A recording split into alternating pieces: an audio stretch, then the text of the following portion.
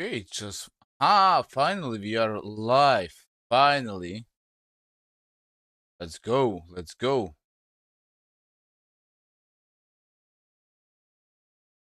There was some update on the YouTube. So that's it. Okay, just finally. Let's see if the TikTok is alive. How it looks like.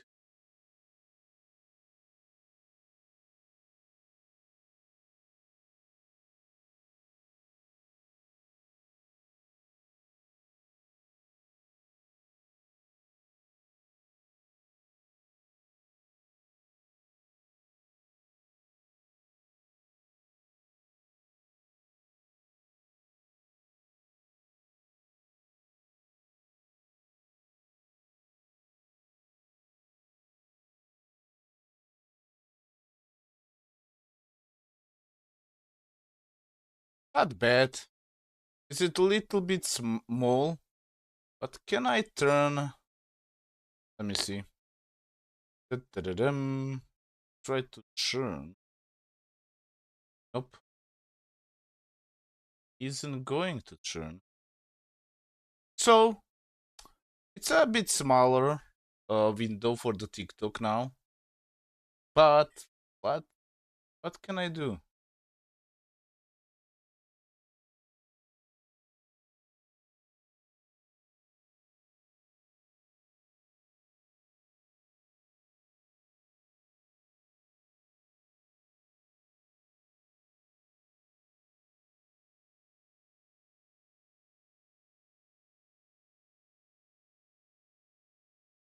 Maybe I can move my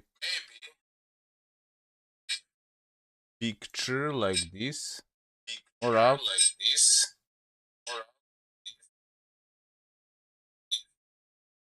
Yeah, this I think this is much better. Much better. Okay, we are set to go. Let's play the game.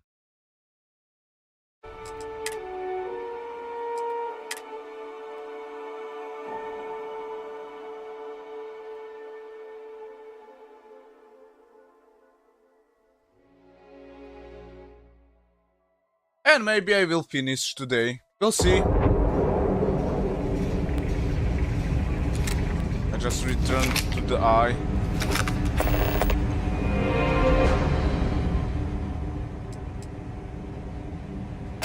Barrett, it's Sarah.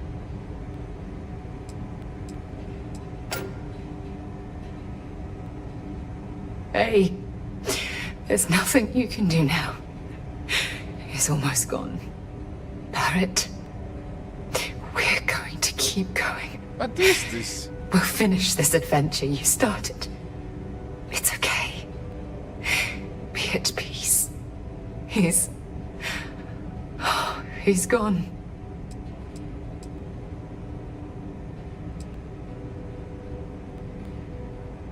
Did I make the wrong choice? Would I save him? We can't change anything now. Come on.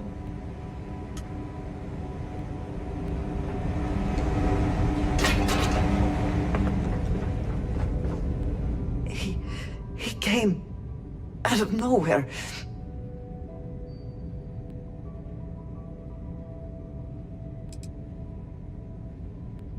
Are there any other Starbucks? I only saw the one.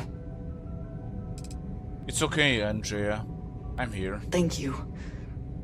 I don't think I can move right away. But I'll make it. Go on.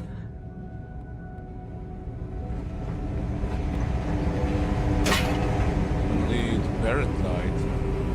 Dad! The others are here! I really messed up on this one, friend.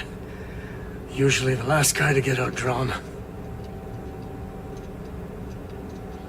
Don't worry about it, Sam.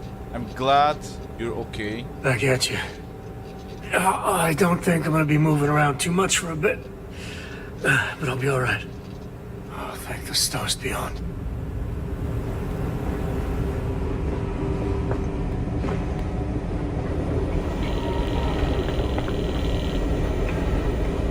You're alive. Krix's ghost can keep waiting. How did the hunter get in? Saw the ship dock with the eye. We took up the arm's call, but when the doors opened, there was no one there. Skulked in like a damn specter. Before I had to know, it was nothing but pain's wings and a cold sleep. Time's unknown, but I came too long enough to hear him gloat about going to the lodge, and seeing our friends trying to crawl away from him on a bloody trail. How broken is the eye? Can't be sure yet. Starborn could have done a lot more damage. Guessing the glitter of the prize wasn't here. Did the hunter have other starboard him? Not many sights to see before I lost the lights. Come on, let me help you up. No tears for the old. Got the others to worry about.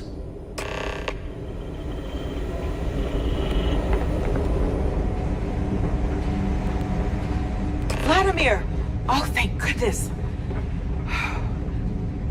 Where's Barrett?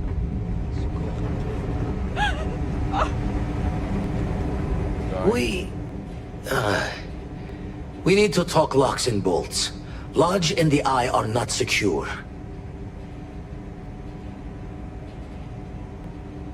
The Starborn wants the artifacts. We need to move them. We can't find more artifacts without the eye. Oh, right? Years in the making to modify the station. Take time to fix the damage, but more is the worse if we abandon her and try to start over. The hunter said he was leaving us alone. Just means he's playing the waiting man's game. He'll be back once we've done all the work of collecting the other pieces. Hunter, he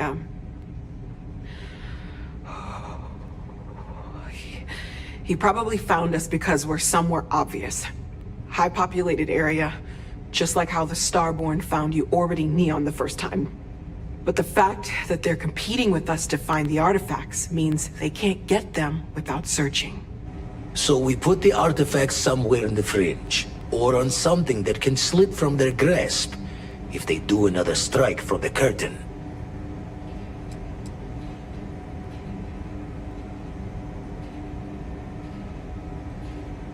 We can keep them on my ship. Fine idea. Starborn show up, you can burn helium in one spin of the grav drive to anywhere.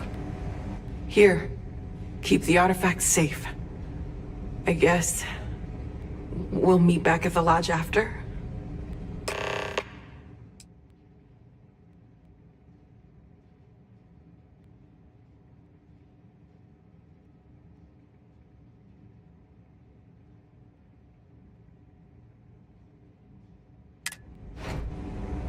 All right.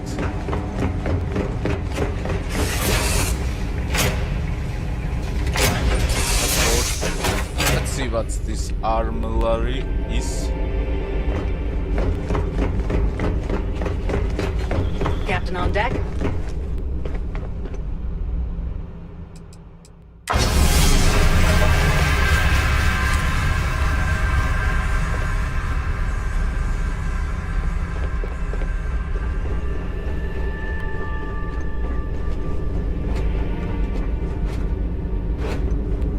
Witnessing a death has an overwhelming effect on your mental state. I am afraid there are no immediate solutions to employ.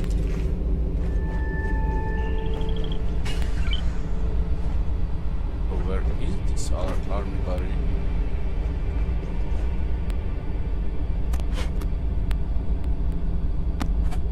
Oh, do not stop. Ah.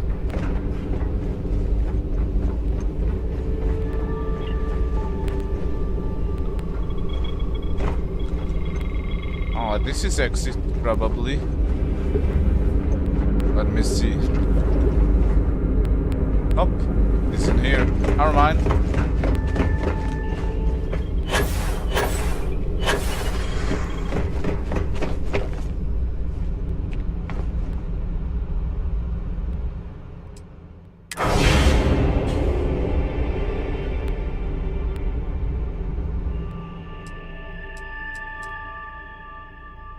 Alright.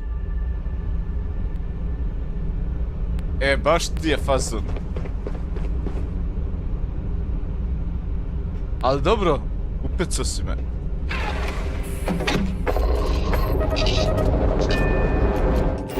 Okay, so where do I need to go?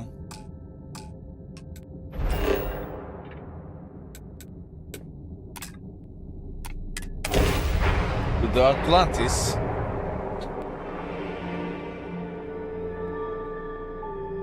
Pozdrav Miloše! Hvala što si se vratio na stream. Okay, from here... Return to the lodge, and the lodge is there. And where's the lodge? Is somewhere near here. Never mind.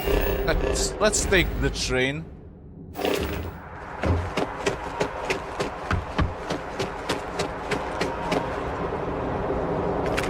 Did quite a damage. Oh my god. Attention. The spaceport has been secured. Safety precautions remain in place. Please wait for the all-clear signal before exiting your homes. That is all.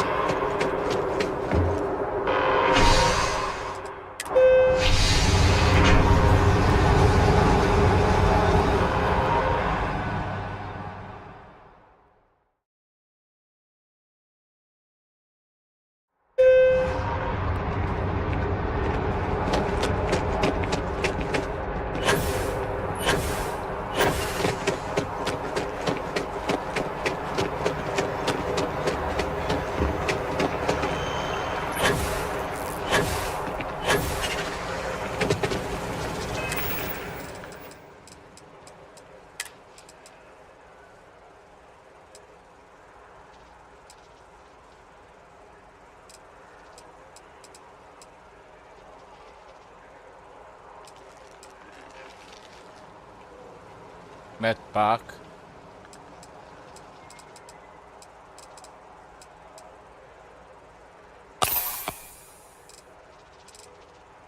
How many I have?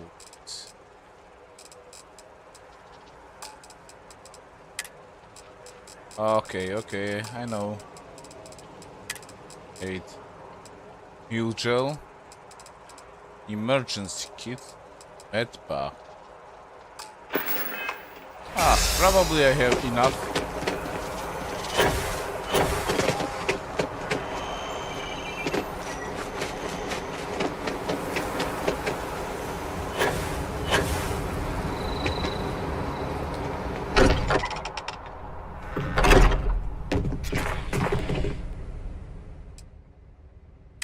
I will be monitoring everyone's vitals.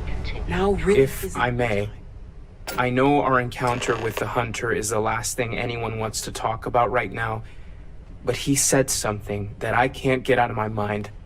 Unity. Do you remember that? He said our part in glimpsing the Unity was over. Because he was stopping us, implying that we were getting closer to it. The thing is, I've heard that word before. It's an important concept in Keeper Aquilas's speeches. The priest? Is the Sanctum Universum going to bless our little crusade of discovery? It can't be a coincidence. The Sanctum has always believed that answers are out there in the stars. Look, I know it's the longest of shots and the biggest leap of faith I could ever ask us all to take, but why not talk to him?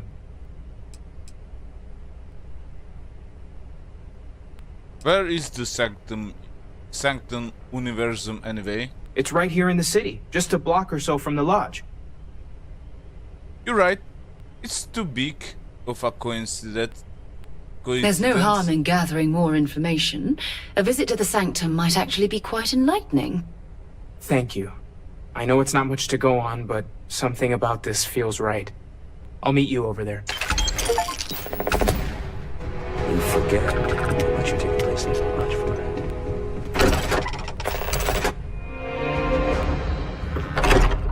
be interested in.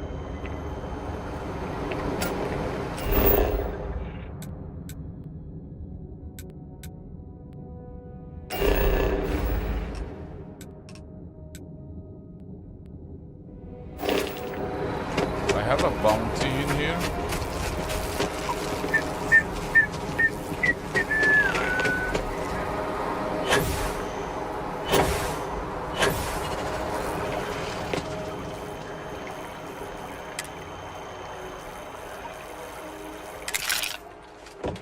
Ah.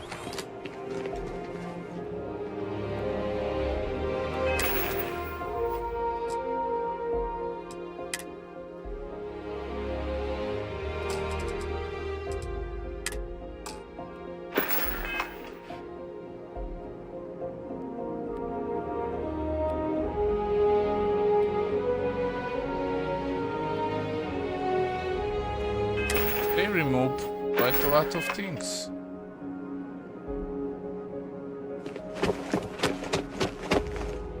Okay, never mind. It's nothing.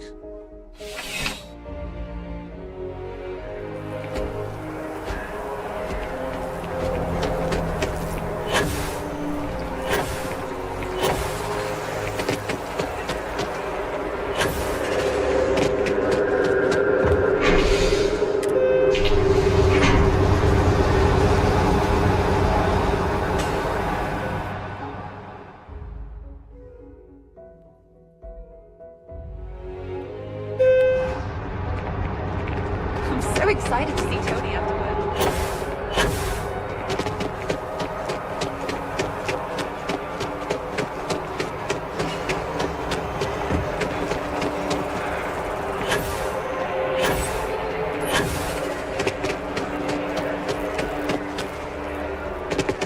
You didn't hear this from me. Keeper Aquilus, can we have a moment? Oh, Mateo. It's been too long. How are your parents? Your mother still struggling with that azalea garden? No, she figured that out a while ago. Had to adjust the pH levels in the soil. But, Keeper, I didn't come to catch up. Oh. Well, what's on both your minds?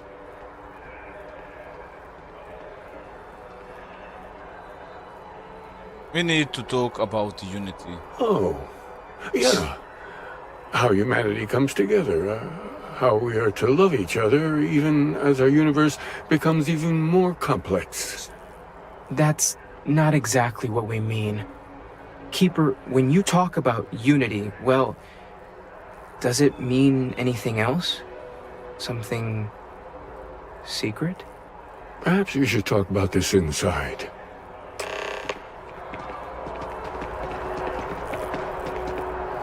Yeah, there is something about unity.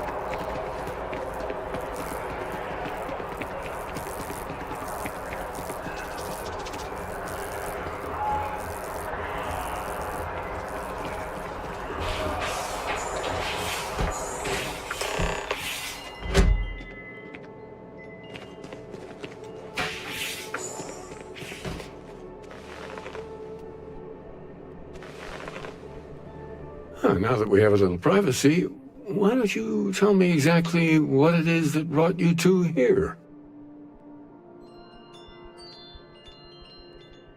It started with the discovery of these anomalies, the artifacts. They're like nothing we've ever seen, Keeper. Gravitational distortion, sub-audio harmonic sequencing, unidentifiable energy fluctuations. I caught half of that. So, these things are unusual? Even in your experience? There have always been mysteries that seem to defy our understanding of the universe. Beyond rational thought. We enter life as an act of someone else's faith in us. There's no way of knowing who we will become, and yet the risk is made anyway. So you've pushed into the unknown, not knowing where it would take you. And it's brought you here.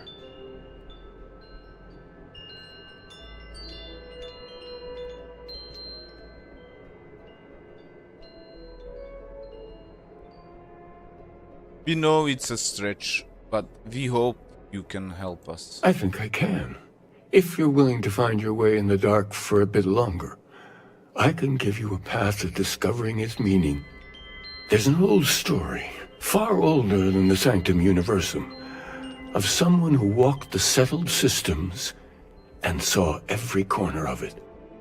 This pilgrim claimed he found the true meaning of unity. I always thought of it as just a parable for trying to bring humanity together, but maybe it's more. Let's hear this story then. There must be more to it. In my story, the pilgrim met the founders of the House of Enlightenment and the enigmatic cult of the Varun. And he gave them each a part of the truth. Then he goes to his final resting place to live out the rest of his days in contemplation of infinitum addendum, his addition or contribution to the infinite. But what if the story isn't a metaphor, but a code? A way of finding the pilgrim again, or at least his grave.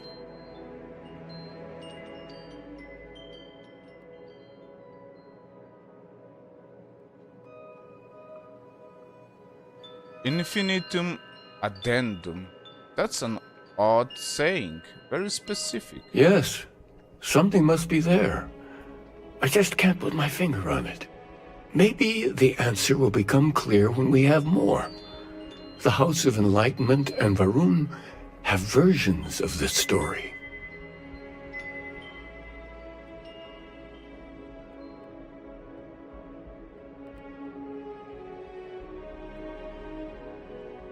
If you already talking to them, why send me? Because I wasn't looking to find unity in the same sense you are. A fresh set of eyes might reveal the truth. Fine, I talk to them. The enlightened work out of the well here in New Atlantis, helping the poorest citizens find a better life for themselves. Varun worshippers are more enigmatic, but there is a lone zealot that was captured recently for attacking UC ships. I visited her a couple of times. Hopefully she'll be willing to talk to you as well. I'll stay here with the Keeper. We need to catch up. And I wouldn't mind asking him a few more questions.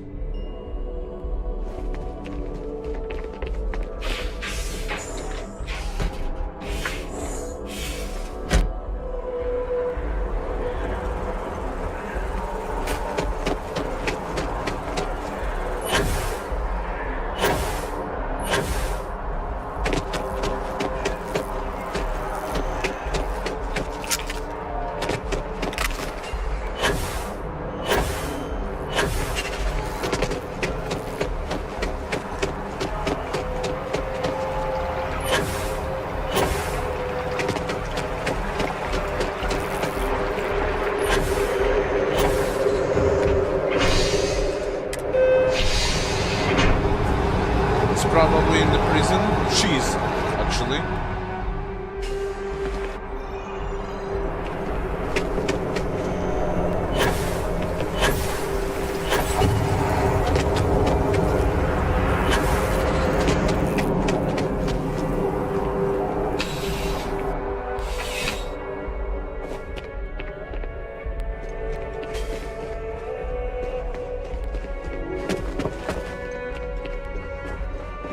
Says you're a professor? I hated math. Wait, you didn't teach math, did you? A visitor? I have all the company I need.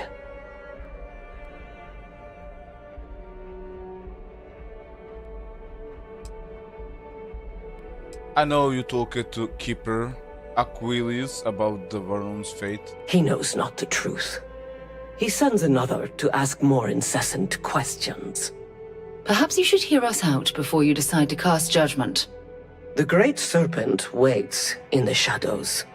He will entwine the universe, and all but the faithful will be made as dust.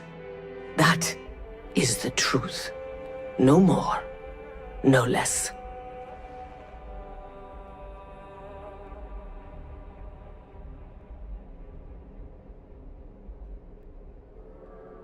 Keeper Aquilius spoke of a pilgrim. I need to know more about him. Anything you could tell us would be tremendously helpful. Yes, I have spoken to your keeper about this. I will tell you what I told him, and then you will leave me. Jinan Varun meets the unbeliever. He gives false prophecy to Jinan. But such is Jinan's conviction in the Great Serpent, he does not hesitate. He cuts the unbeliever down.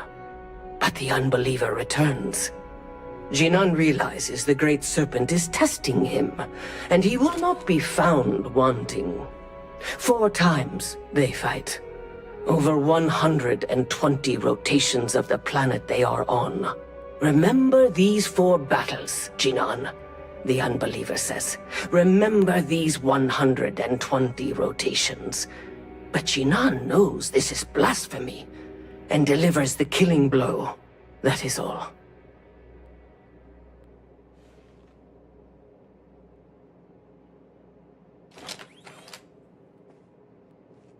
I need to know the meaning of unity.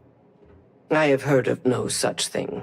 If it exists, it is a shadow that the Great Serpent casts to deceive the faithless.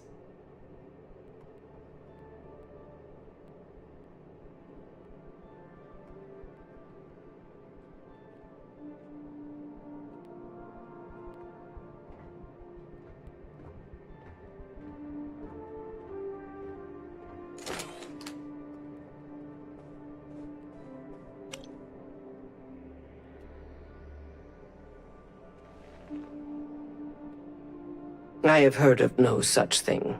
If it exists, it is a shadow that the Great Serpent casts to deceive the faithless. Strength and conviction show your worthiness to the Great Serpent. The kill is not as important as showing there is no doubt. I grow tired of speaking. Leave me.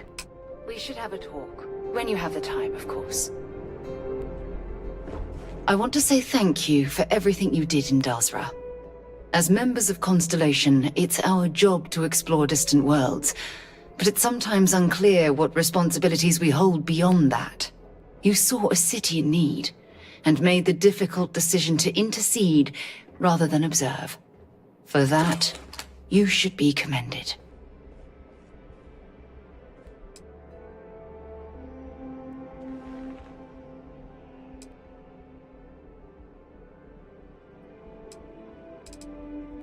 I wasn't attempting to be a savior. That may be, but when called into service, you did what was necessary. That's something to be admired. In any case, I'm thankful the Council held you in such high regard.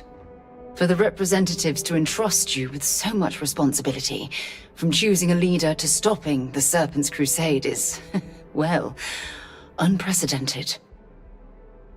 You flatter me. But when called into service, you did what was necessary. That's something to be admired. I would like to pick your brain, however, regarding your choice of speaker. Call it intellectual curiosity. Tell me, what influenced your decision to advocate for House Vithor?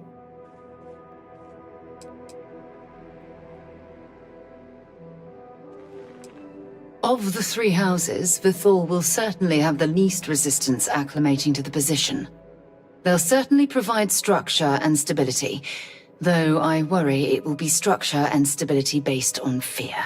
Regardless, you did your best to navigate rough seas, both practically and politically. And with the immediate threat taken care of, one hopes that Dazra will look forward to a brighter future.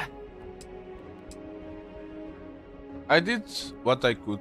The rest is up to them. As it should be. In any case, I would call this mission a resounding success. I feel we have a better understanding of House Varun's culture and politics, and the galaxy is just a tiny bit less hostile as a result. There's something I need to talk to you about. Here, I have something for you. You're welcome. I picked it up on one of our latest planetary expeditions. I'm more than just an extra gun, you know. I'm just pleased I get to utilize some of my old field collecting skills. It's been a while. Check back with me from time to time after we return from our planetary jaunts. If I pick anything up, it's all yours.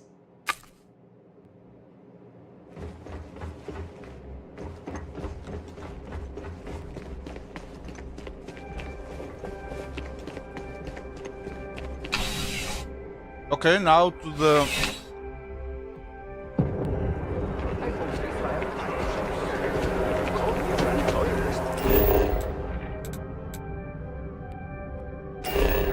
to the House of Enlightenment.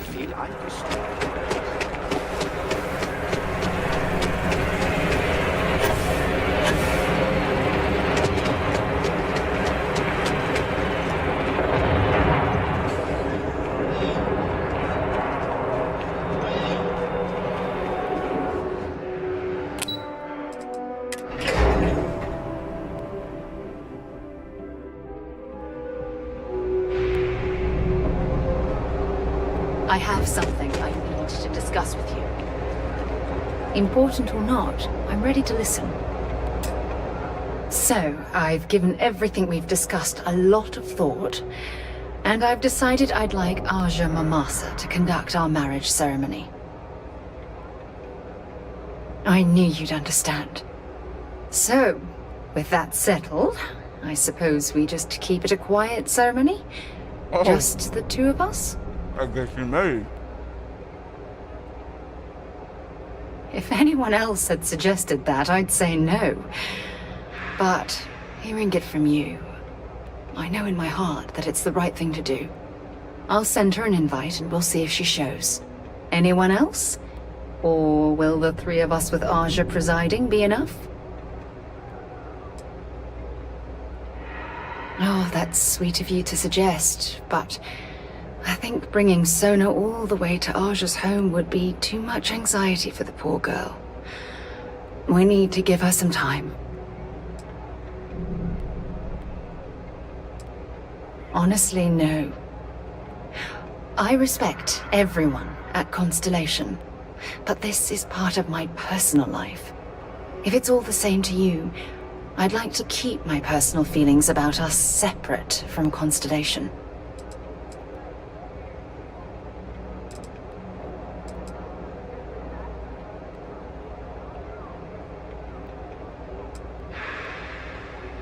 All right, it's settled then. I'll send a message to Aja asking for her to preside over the ceremony. As soon as you're ready, let's head to Paradiso.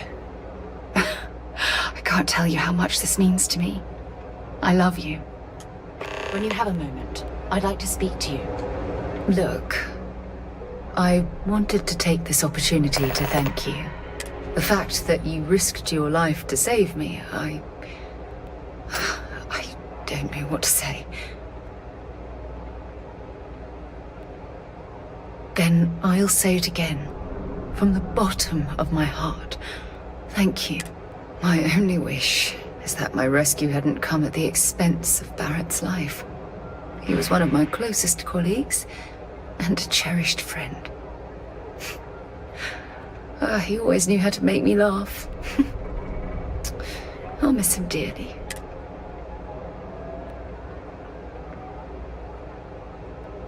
I really wish I could believe that. Our charter at Constellation has always been to analyze the unknown, but rarely at the expense of our members' lives.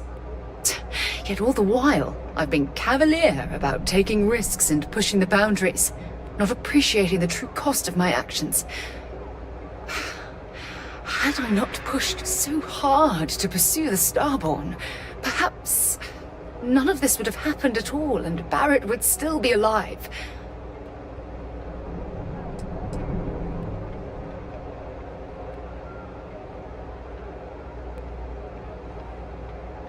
Of course I can. Damn it! Why is this happening to us? We're explorers. Our curiosity pushes us to seek answers to life's mysteries. It's one of the core traits of humankind. Yet in return, this is what the universe throws at us. Beings from God knows where who are trying to murder us. Why? What have we done wrong?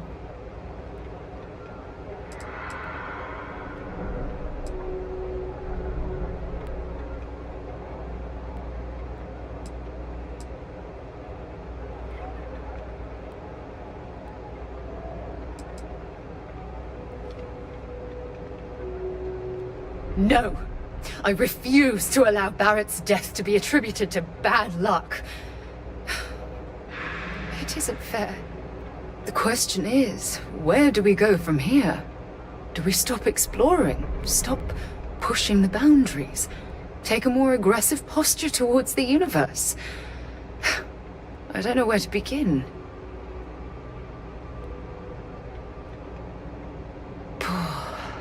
I suppose you're right. I just hope we don't make the same fatal mistake twice. Well, I suppose that's all I had on my mind for now. It was a relief to get all of that out in the open. I'm sorry I got so angry. But I assure you, it's nothing personal. You're the only one I feel comfortable talking with about these things.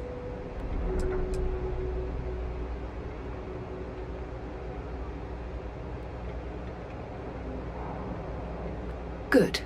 Because I expect this won't be the last time I intend to cry on your shoulder or scream in your face. Well, we have a long road. Come on. That there should be more oversight. You got a sign? We run a number of social programs, from financial aid to food banks. If it's about the financial or food assistance programs, we are backlogged. Don't worry, we're doing everything we can. Oh, we're not. Sorry. Can I help you?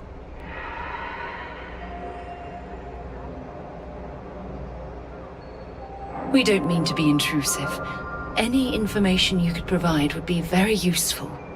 Listen, I've talked about this with him a ton of times, and there's no record of a Unity pilgrim. But since you both insist, our early records are mostly administrative. Humanitarian projects, group counseling notes, charity expenditures. But there is a series of exchanges the founding members recorded in a lot of detail. It's the closest thing I have to what Aquilus is describing. Let's hear it. A man walks into the first house of enlightenment. The founding members just call him the Drifter. So they think he's a charity case at first, but no, the Drifter asks them a bunch of questions. If your philosophy is built on an individual's own morality, what about the second person? That second person might disagree. Isn't the problem of two what you're really looking for? And the founders respond, each individual must understand how the second person lifts them up. All of human effort is a story of cooperation pushing us forward. And it kind of goes on like that. He comes back every week for a year. Same conversation every time. Second person this, the problem of do that.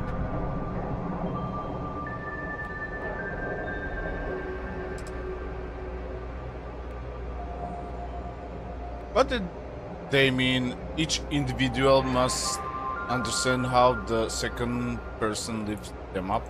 It's part of our core principles. There's no God pushing us to do good for some eternal reward. We have to help each other because we choose to. If no one takes responsibility for making the settled systems better, then we're just leaving it to the tyrants to bully the rest of us. Maybe there's a message hidden in what he was saying. Honestly, I think the founding members made it all up. There was a little more hesitation being openly atheist in the early days. I think they were experimenting with writing their own scripture. Fortunately, that got abandoned pretty quick. After the records of the Drifter end, you never see anything like it again.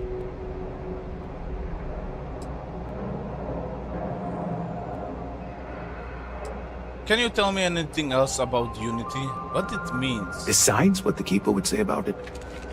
Sounds like a gathering point, or a center. Or in mathematics it would mean one, like the one, the first or the beginning. Thank you. You've given me a lot to think about. Always happy to help. If you'll excuse me, I've got a lot of aid efforts to coordinate.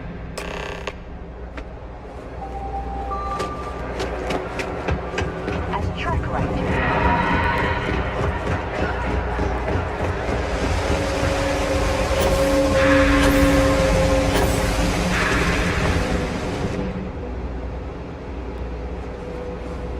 My God, I cannot text.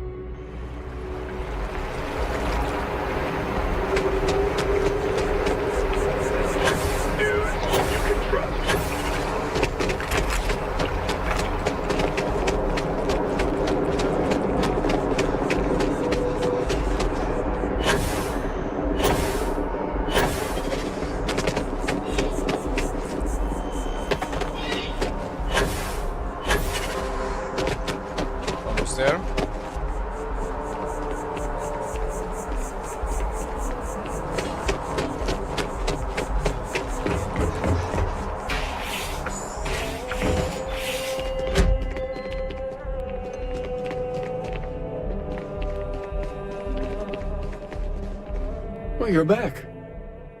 What did you learn? Was there something hidden in their stories, like we thought?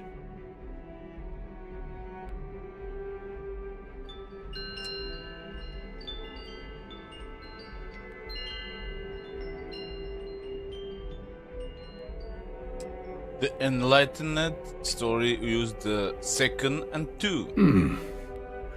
Planets are often named by number. That second might mean the second planet in the system.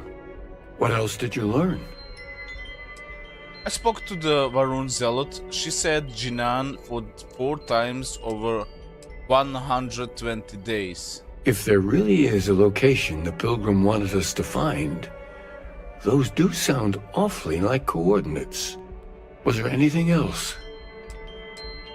In your story, the Pilgrim contemplates infinitum addendum. That must mean something. Yes. What he added to infinity. Maybe that points to a name. If we're looking for his resting place, we'd need to know the name of the star system, wouldn't we? Let's see. We have something that could be coordinates. Something that could point to a planet in the system. But what's the name of the system? Infinitum addendum. What if we break down the parts?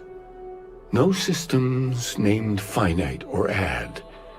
That just leaves in and dumb. Well, that's certainly how I feel. Indum, that's the name of the star system. Yes, that's it. The second planet in Indum, at 4 and 120. That's where you'll find the Pilgrim's resting place. And from there, maybe you'll find the true meaning of unity. Before you go, you've now spoken to many different perspectives in our universe. In a way, you'll be carrying their philosophies with you on this journey. I know you're looking for a specific unity, but if you had to guess what it was, what interpretation would you give it?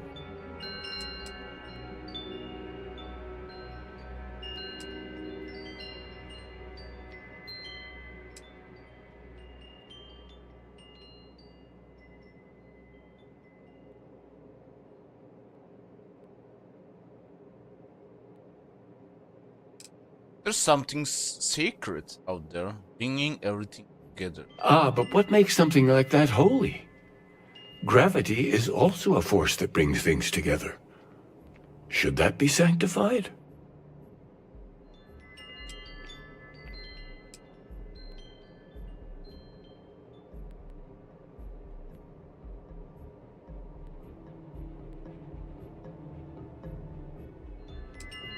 No, that's just a natural force.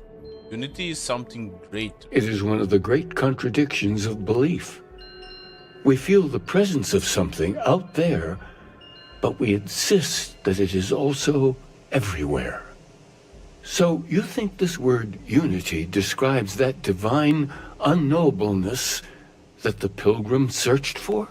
Ancient humans thought the concept of gravity was miraculous. Until we know more about the Unity, we also could be jumping to the wrong conclusions. Well, I won't keep you any longer. This has been fun, I have to admit.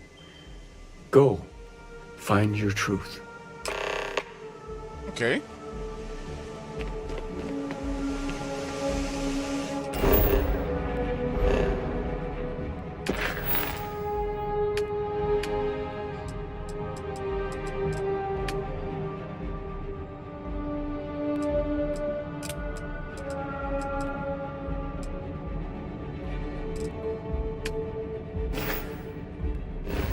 Okay, let's go to Paradiso.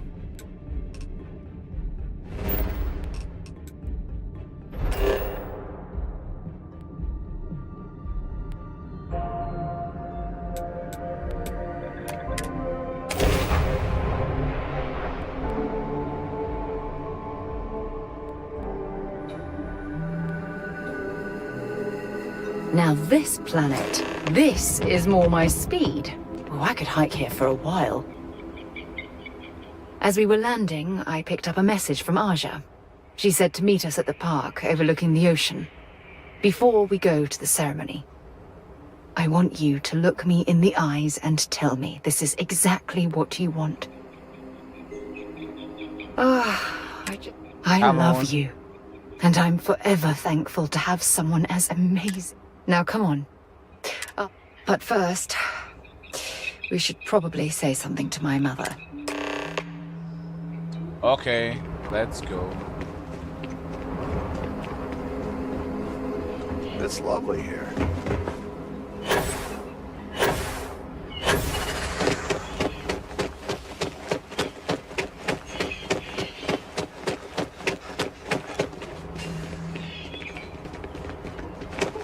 I guess I have to admit this was...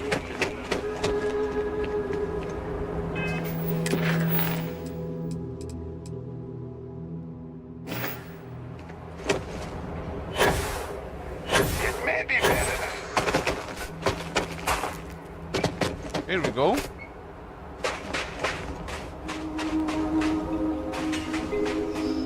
You must be Sarah's partner. Where is she?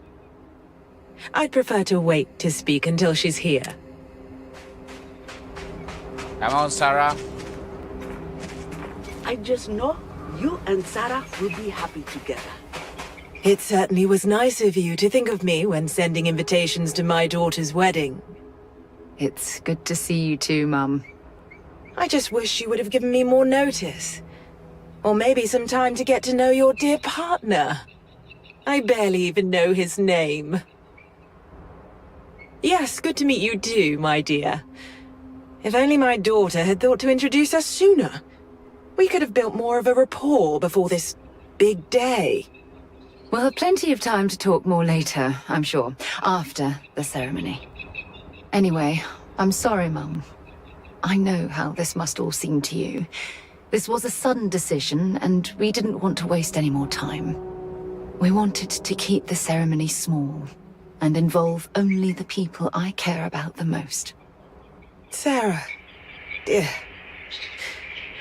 I hope you know that I am delighted to be here. To see you finally get married. It's been a long time coming. Thank you for coming, Mum. But for now, let's not... Come A on. moment for everyone to take their places. It's so lovely to see you. It's wonderful. I've heard Come a on, lot. come on. 10 seconds in and already... Before we go any further, I just want to make sure that you are right for Sarah.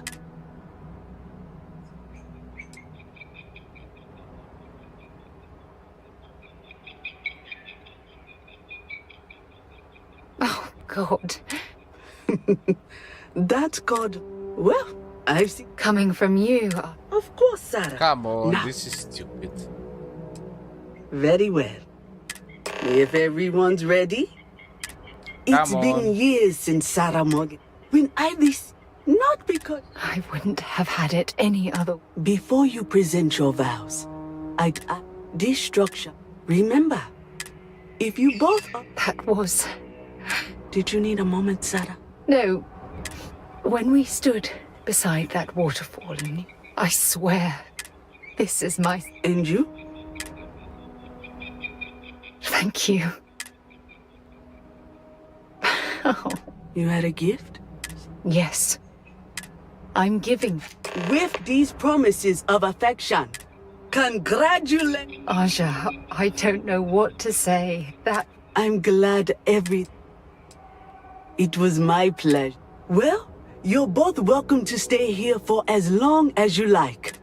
Sarah, your mother will be staying here with me for a few weeks. We've actually got a lot more in common than I expected. So, I guess this is... I'll never forget this, Aja. Don't worry. I know how you can be. I'll Oh, try to work on her for you instead. okay, time to go.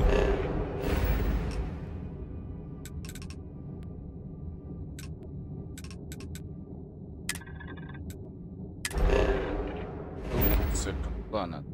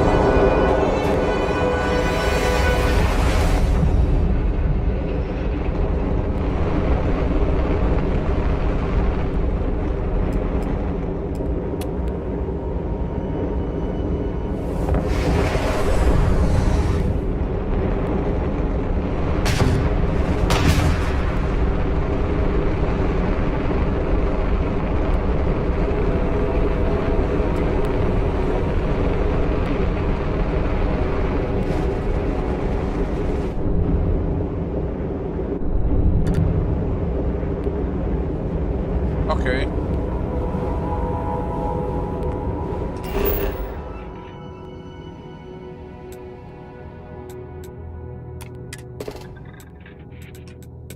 Let's land.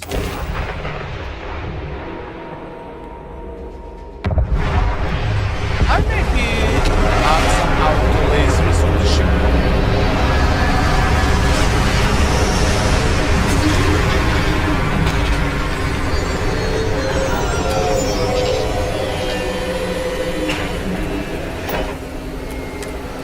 Let's wait till the day. All's well, Captain. All things considered. Gonna get some sleep.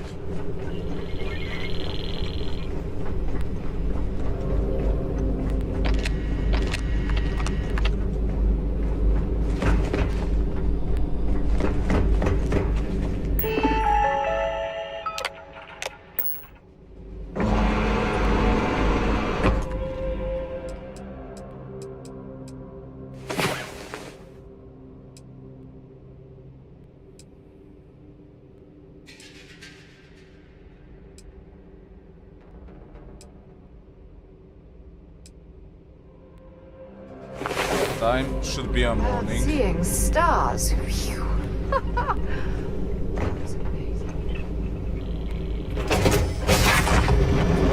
Fire up your hand scanner. You'll find plenty here to catalogue.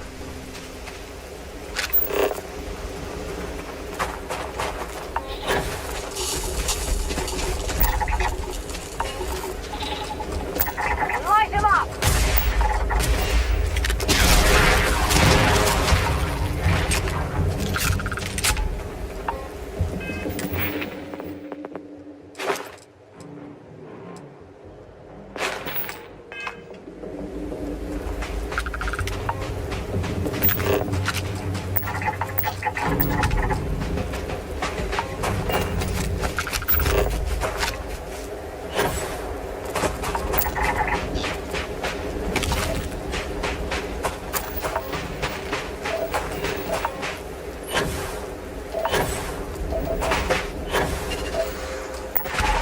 Quite a beautiful planet. Are those the animals?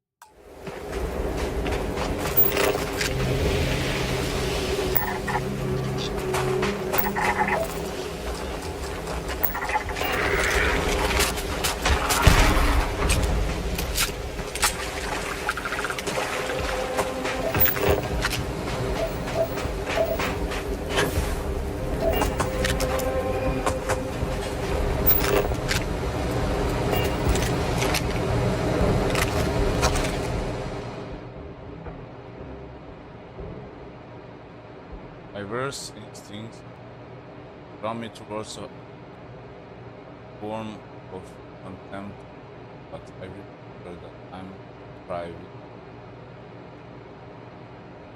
I cannot and should not judge them for luck. Then I know very well the blinders with obstacles once for them all. I hope they, for their sake that they may someday understand, but for my sake I wish to be left alone. Right?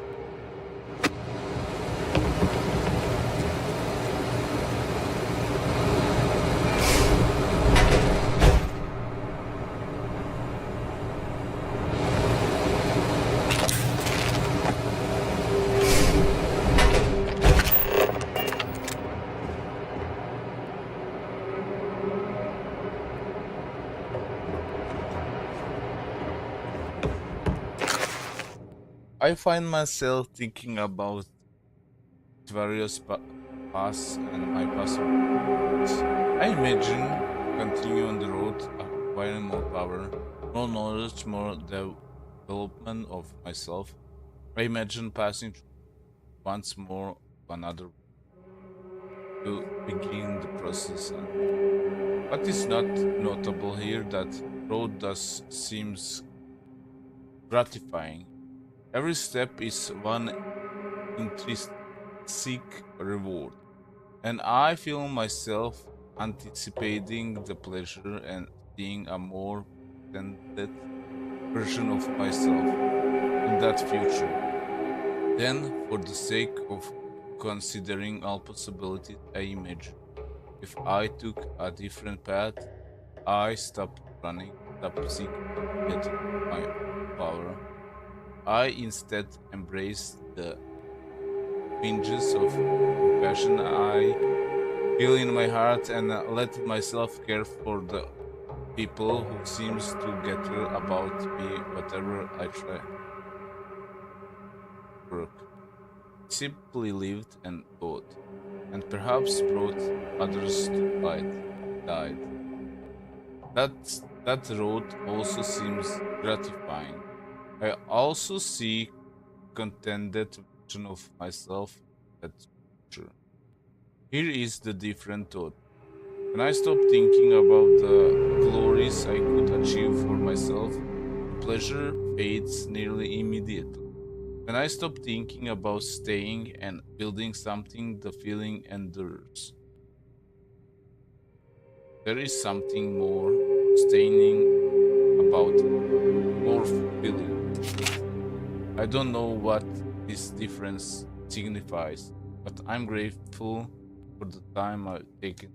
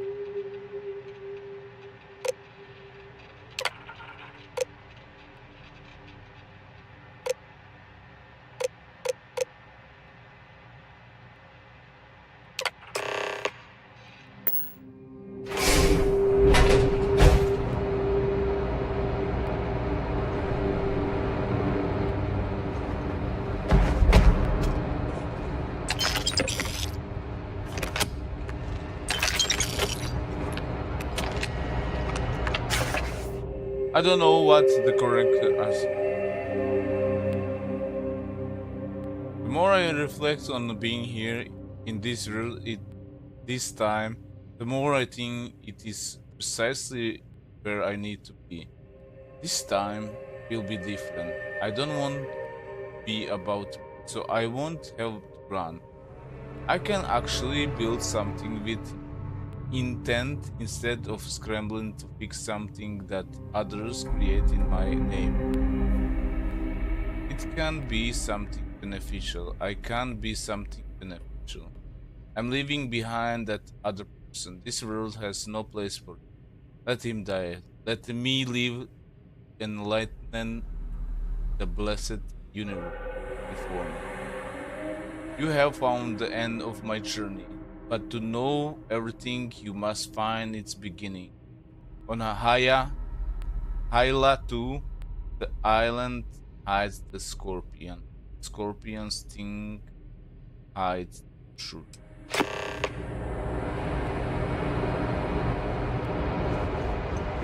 Okay, we have some clues.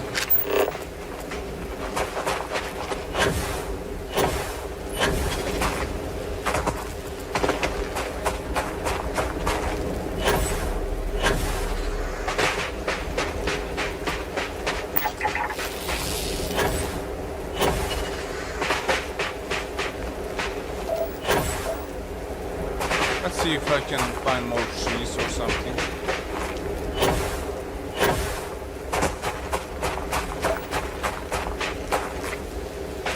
Hej, veliko pozdrav! Okay.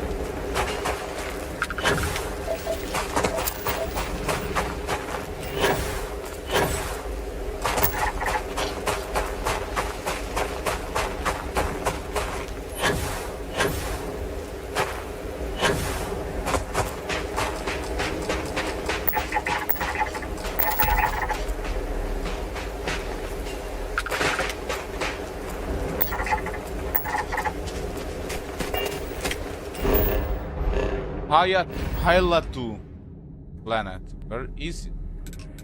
There it is. I think I was already. There it is, ancient ruins.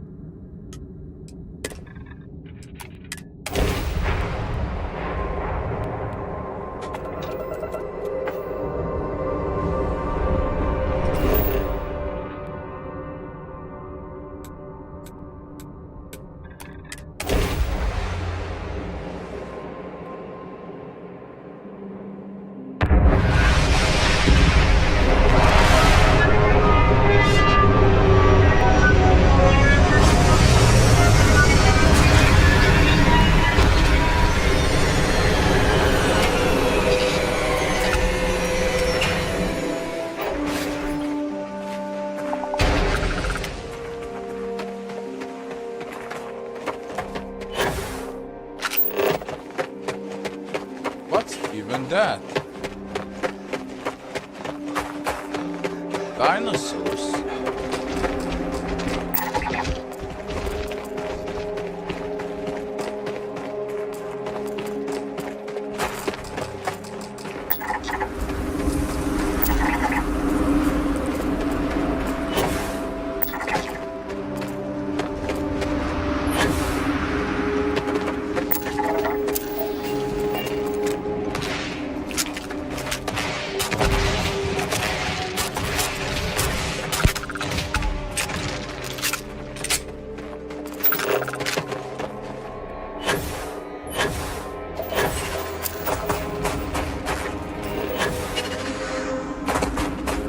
There's the island.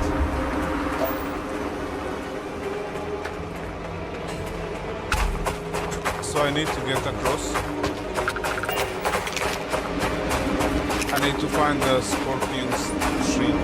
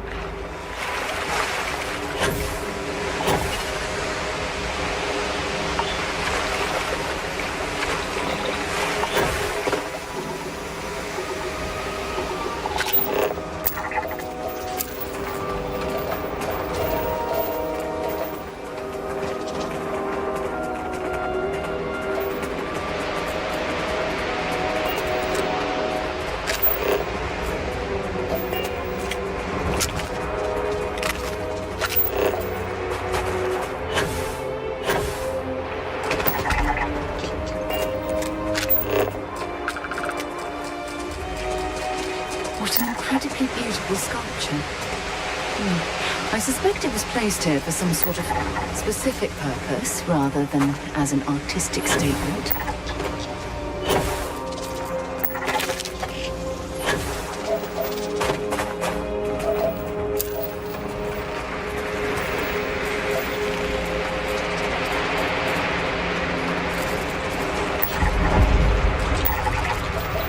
Are they enemies?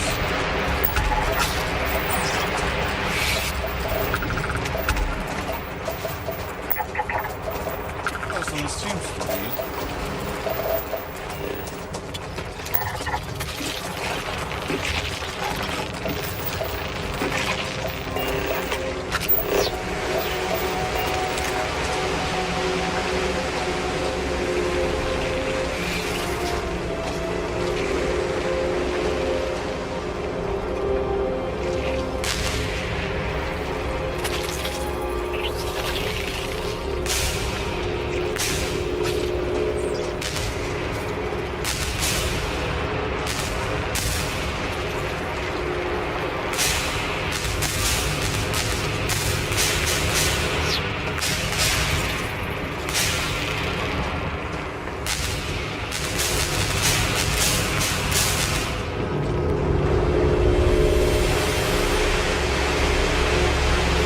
Probably I need to go left.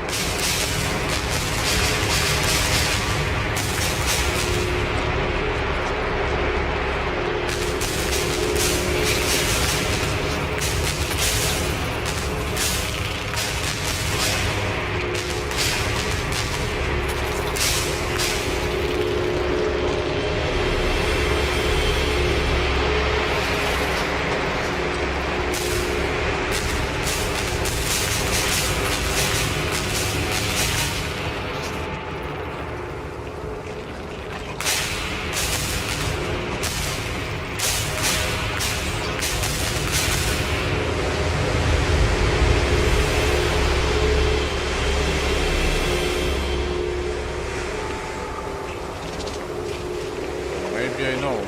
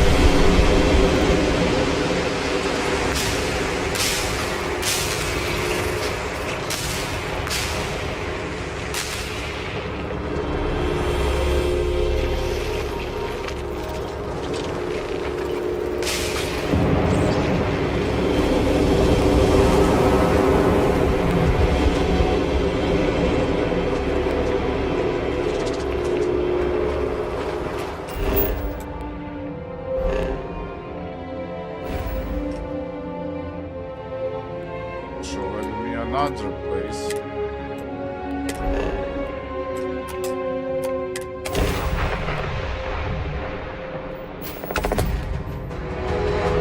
It can't be. You found me. I knew I made the right choice in letting you go.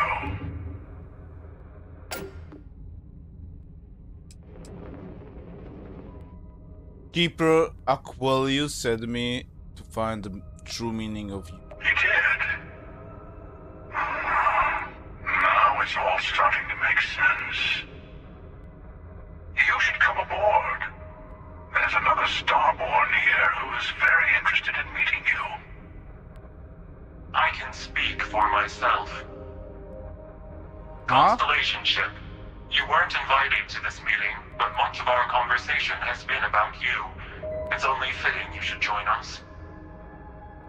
I will personally guarantee your safety as long as you come in peace.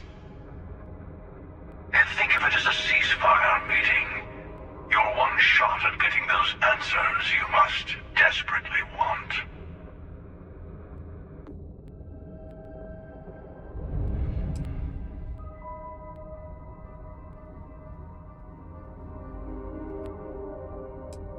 A ceasefire meeting? Are the Starborn at war? Not a bad description, actually.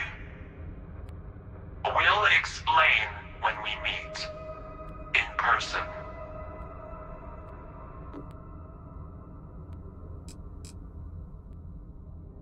And who is this second Starborn that's guaranteeing my safety? Let's just say they're very dedicated to stopping me from getting the artifacts. So if you don't trust me, well, they're your next best bet. I know your encounters with our kind have not been pleasant, but we are here to talk, and you deserve answers. Fine. I'll begin the docking procedure. Good. See? We can all get along. For now.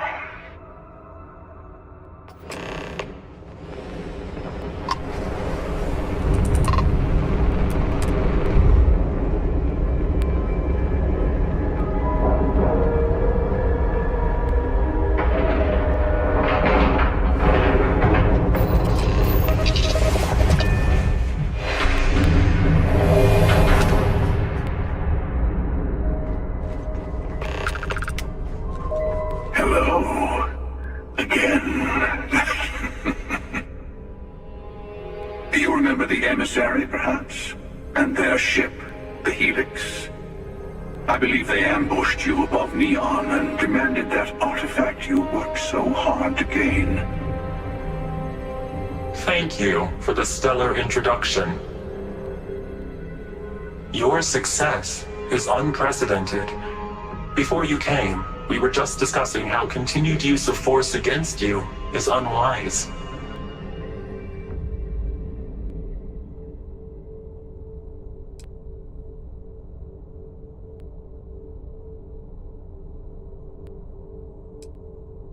All we ever wanted was to talk. You attacked us. Yes, we did.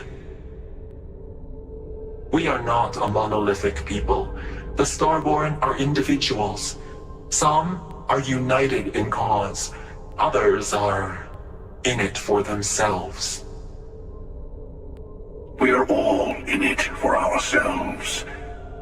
Some of us are just more honest. The emissary threatened your ship, demanded you hand over your artifact. How is that so different from what I did? We needed to warn you off. Every encounter with one of our kind could spell disaster. For whom, exactly? I say whoever can collect them should.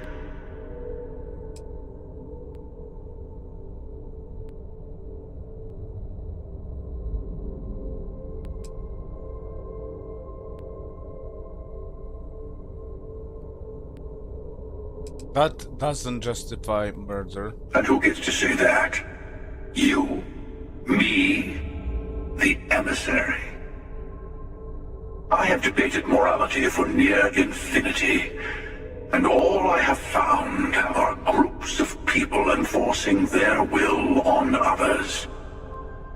Rules and laws spoken as principles, but backed by arms and violence. Enough. We have more to discuss. The Unity. You are on the path to it. It is a place, a gateway. It is where we were reborn. Not a relatively expendable Dusty anymore, are you? Look at where you've ended up. Barrett? Can't be you. I saw you die. I'm not who you think I am. This universe is only the first one you've been to. I've seen hundreds. Where I came from, I was the one who stayed at the lodge to protect the artifacts. You died on board the Eye while we held off the Hunter. One of me, at least. I collected the remaining artifacts, and they opened the way to the center of my universe, and the doorway to an infinite number of others. That is the Unity. When I stepped into it, I became a Starborn. It's how I've entered other worlds, including yours.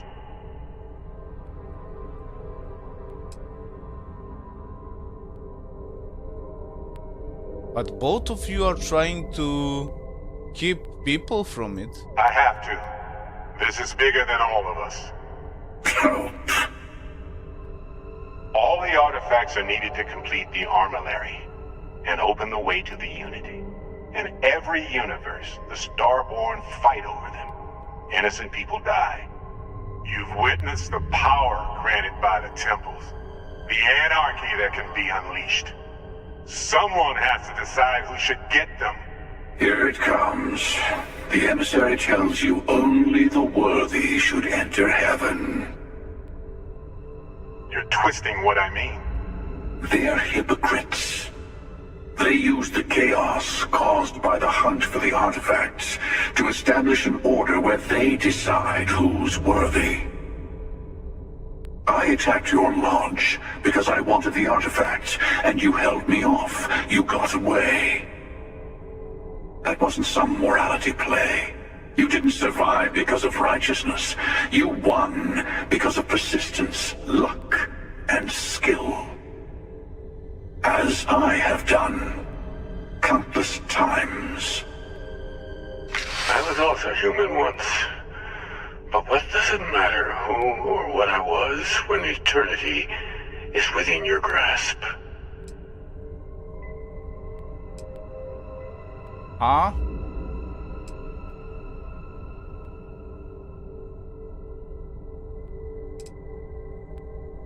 You've been to Unity multiple times? What does that mean? It means I've seen thousands of universes, collected their artifacts, been to their temples. You have a small taste of their power, but it keeps going. Keeper while Aquilius. That can be true. Aquilius is man of peace. You're a monster. Oh, say what you really mean. That if what you're seeing is true, that means anyone can act the way I do. See things how I see things. You say I can't be the same man as Aquilius? You're really just talking about yourself. The real monster lives within us all, doesn't it? You've never come this far. Not in all the universes I've seen. The path to the Unity is opening to you. You're going to tip the scales one way or another. Better your hand be on one of our sides.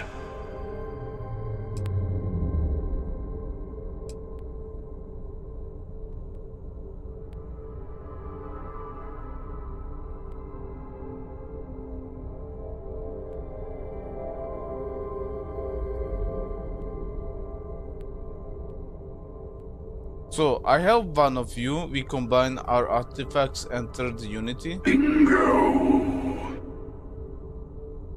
I want a truce between all three of us. Give you some time to think over which approach to the Unity is the one you want. Mine or the Hunters? Yes. Let's see how willing you are to live under someone else's rules. Just remember, one of us isn't trying to judge you.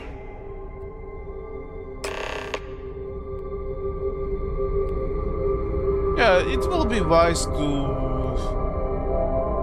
join forces. I know we're not the same people we met in our universes. Still, it's good to see you again, old friend. Who was I in your universe? What was I like? Different. I never know who you are when I meet a new version. But so much of you stays the same. It's hard. But each universe is precious in its own way.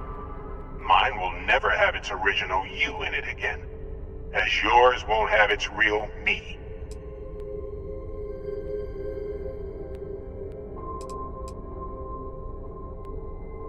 What exactly is armillary? When all the artifacts are assembled, the device they create is called the armillary. In many ways, it's a model of the multiverse itself. Through it, you can reach the Unity. And from there, you can become Starborn. So you try to protect artifacts, keep them from being abused? You've seen the terror the Hunter causes. Every time a Starborn goes through the Unity, they get more artifacts, find more temples, gain more power. We can't let more like him abuse these gifts to destroy whatever's in their way. What happens when you enter the Unity? It's not an easy experience to describe, but the Unity will speak to you, offer you the chance to become Starborn. You will be leaving this universe behind to be reborn. Everything you were before will be gone. Maybe that's why it offers the choice. Compassion? Or is it testing us?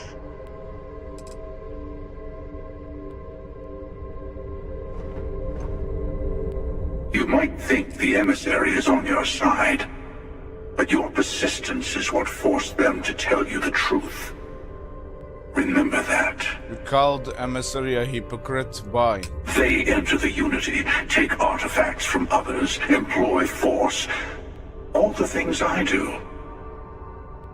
I am many things, but I would never tell anyone what to do with their gifts. That is your decision, not someone else's. The emissary wants to become the judge of who gets to enter, but the Unity itself doesn't judge.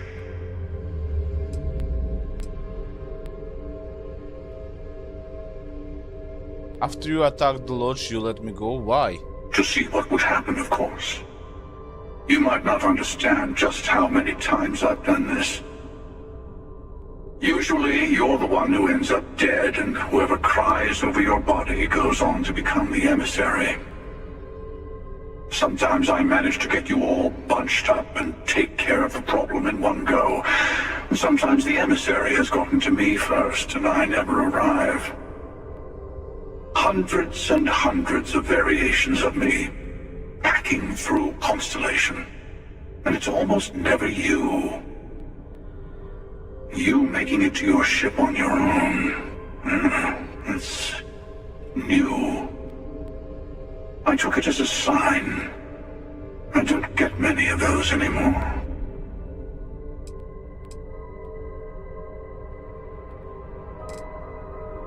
You had this meeting because of me? No, we always end up having this meeting at this time. But it's the usual affair. Can we make peace? No. Oh, how tragic. Honestly, I was beginning to wonder why I kept tending. And it's a bad habit I started a long time ago. Perhaps I just like meeting the emissary to gloat. But you have provided something quite new to talk about. Maybe you're a random die roll. Or maybe the Unity is finally responding to all my hard work. Why did you attack us? I've simply found that it's the quickest way. Talking, forming alliances, waiting for the right moment to commit theft. It's all so tiresome. I'll admit, you getting away has been the most interesting thing to happen in quite some time. As soon as I realized what had happened, I knew I needed to wait until this meeting with the emissary to decide what to do about you. What is the Unity to you? Why kill for it? Whoever created the artifacts and built those temples is playing a game with us. One whose prize is access to the center of all creation. There are no rules. Whoever gets all the pieces wins. And I've won. Over and over. I don't kill for the Unity. I find the easiest pathway to it.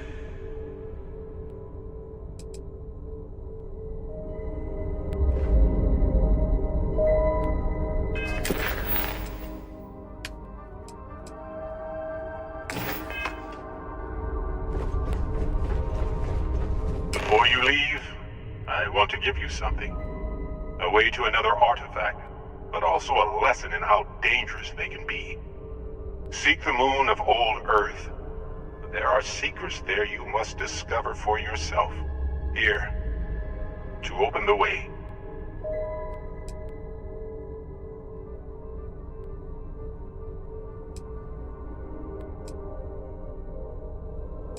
Thank you.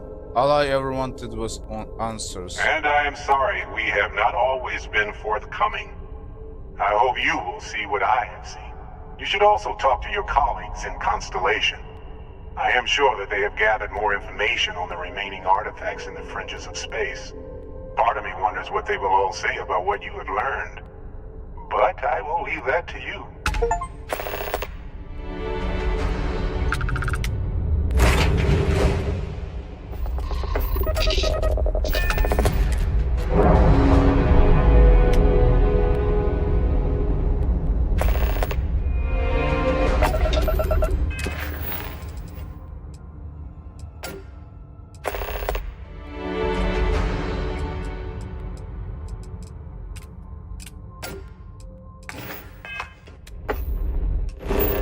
Okay, let's return first to the lodge.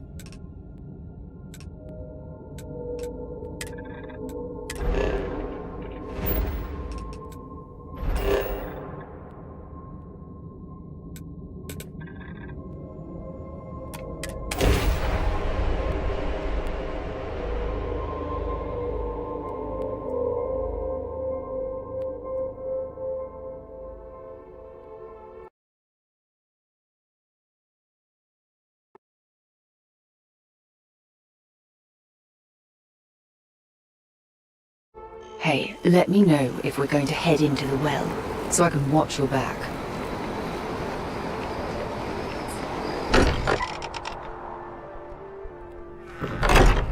Look at this place. It's just as we left it. You know, hey, I've often wondered I've been who talking with keeps the others, loft so meticulously and clean. I'd like to get everyone together to say goodbye. You know, to Barrett.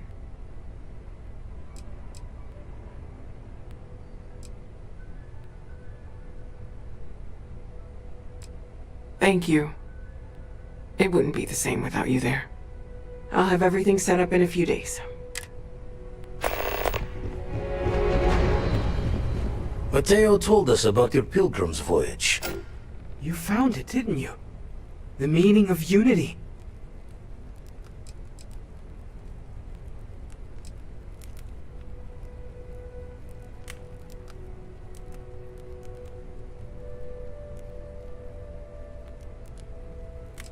It's the center of the multiverse. We're building the way to... Wait, say that again? Multiple universes? You can't possibly mean what I think you mean. Let's take a step back. This is everything we've been building towards, and the implications are a lot to take in. Could you explain the part about multiple universes one more time for everyone? Yes, I wouldn't mind a little more detail. I made a version of Barrett. He told me the Unity creates the Starborn, and they can cross universes. And that's why the Starborn want the artifacts so desperately. They're the keys to unlocking the infinite. I don't even want to think about the physiological changes you'd need to travel between universes. Plus what it would do to the mind? Enlightenment? Or oblivion? Like the Hunter. You have the opportunity to reach the closest thing to your god that might exist. And you're second-guessing it? One doesn't approach the afterlife without some trepidation.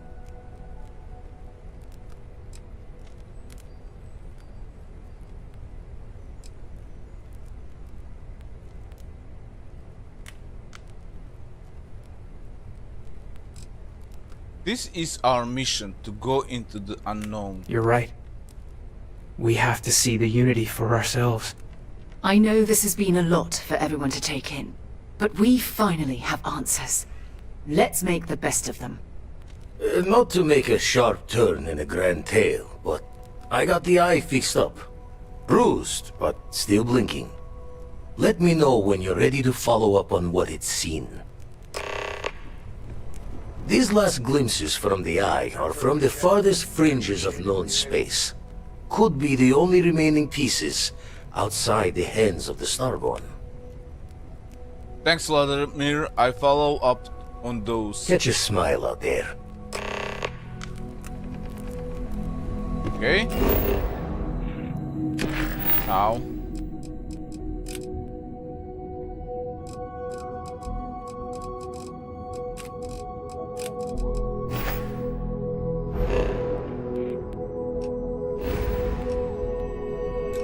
Let's go to the moon.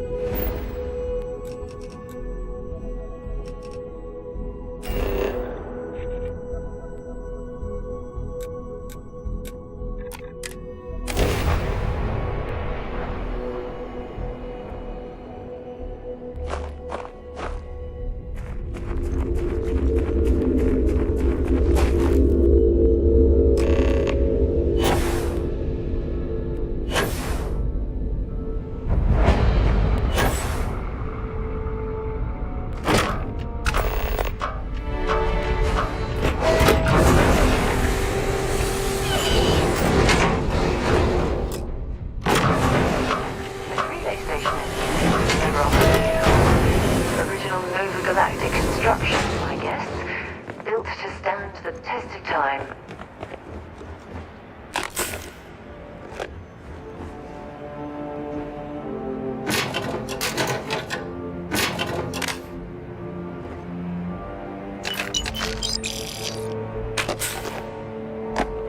Voltaire really is something else. A supercomputer so powerful they put it on the damn moon to keep it cool. Although by that logic, they should be running it purely in the vacuum of space. But hey, good marketing material. I've been spending some off hours running some dumb simulations, just because I can. My favorite so far is simulating the sound of every duck on Earth quacking after receiving a piece of bread. You didn't know you wanted a real-time sim of feeding all the ducks, but now you have it. You're welcome, humanity.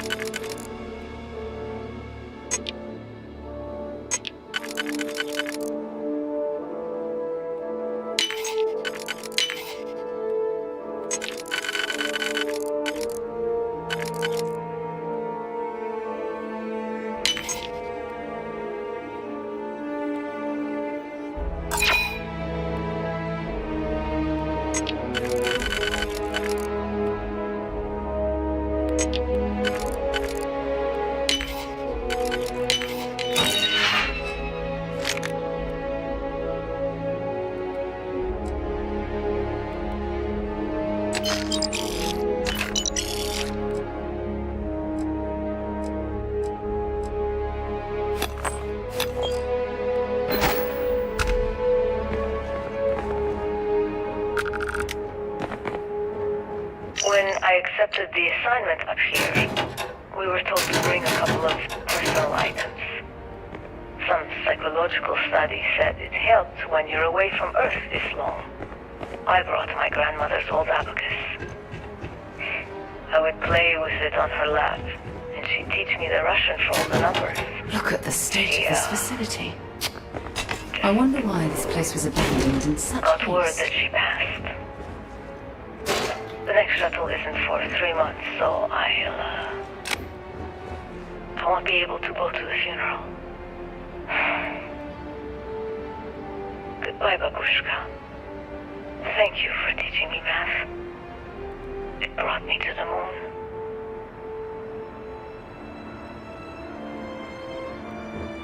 Nova Galactic Project Log, Principal Engineer Lang Shu. Voltaire is being reconfigured for this new initiative. The math we're being asked to crunch is ambitious, even for a supercomputer. We might as well be asking it to count every grain of sand in every desert on Earth. Who came up with these original equations? Our partner isn't being very open about it. Every question I have goes through some discretionary channel. surprised we even know we're working on a ship.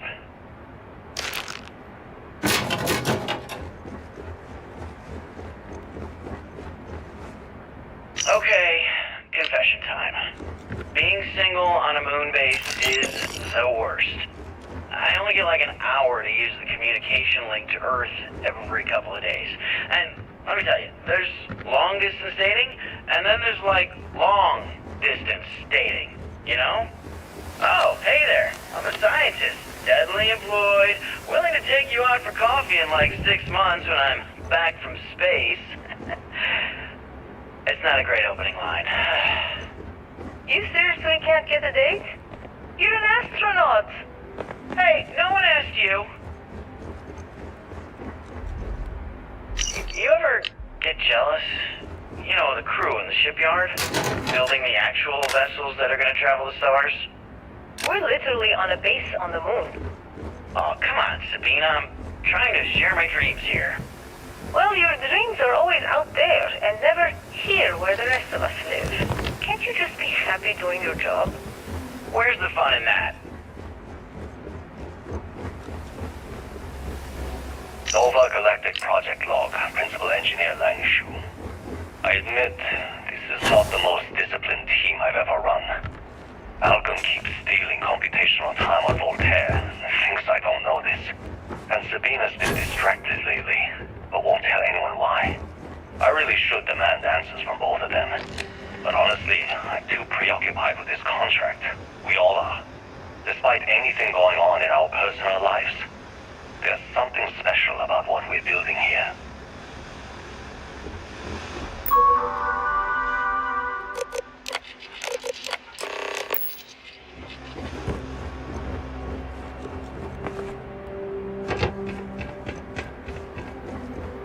There's a way up.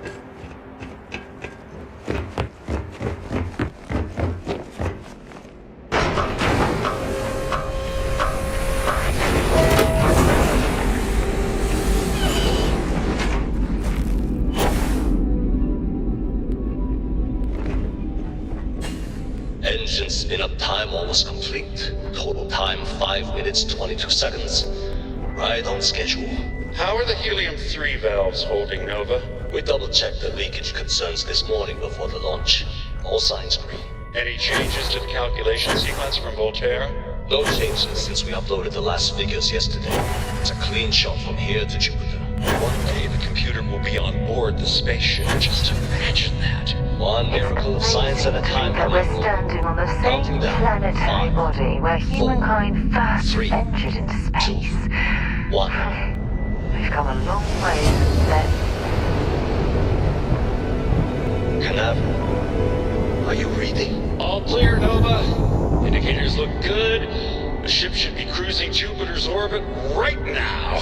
Visual confirmation will be possible in 32 minutes. Afraid the speed of light is on the slow side these days. How does it feel to break the laws of physics, Canaveral? We're all pretty excited down here in NASA, I won't lie. Excited enough to tell me where you got the original data? Not in a million years. All right.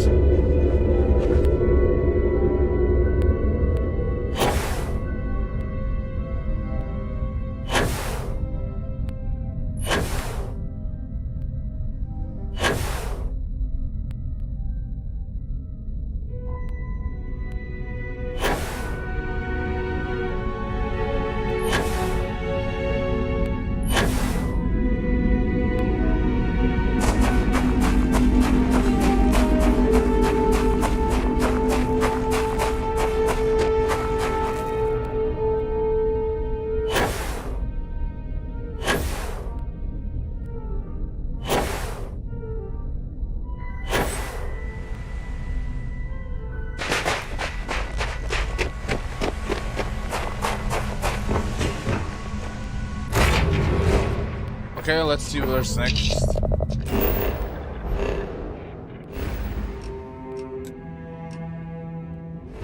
Go to the NASA. Ah, okay.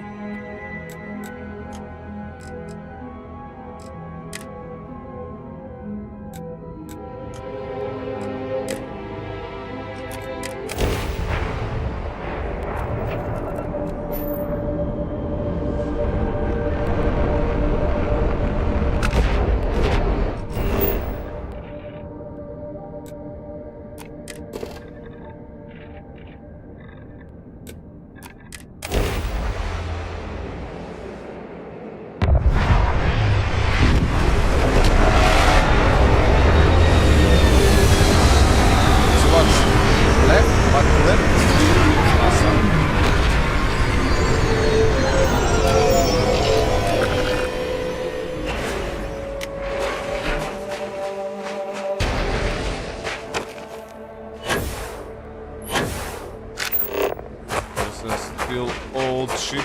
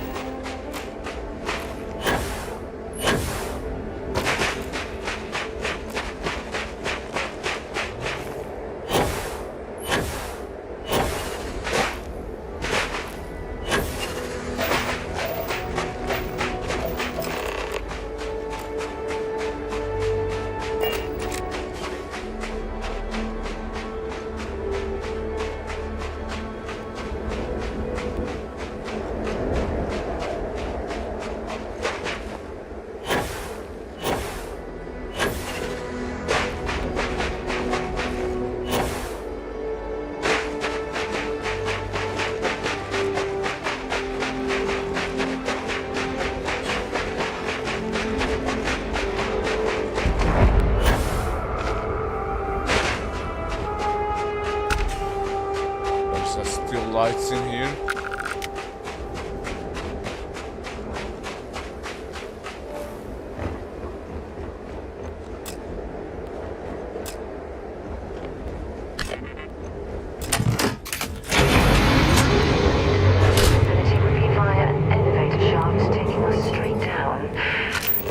Hopefully the system is still in operation.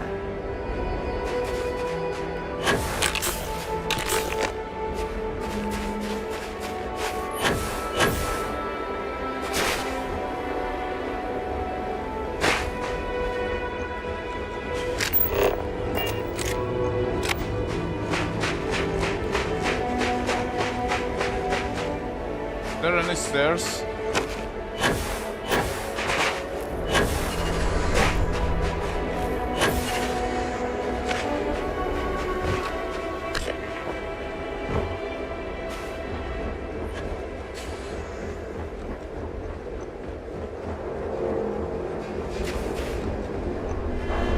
I hope the occupants of this colony ship found alternate transportation to evacuate the Earth before it was too late.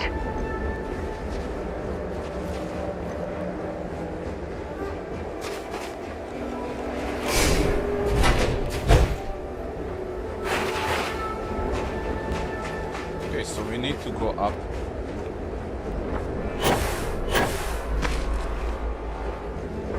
In frosty temperatures like this, there's nothing better than a flask of a good English whiskey to keep you warm.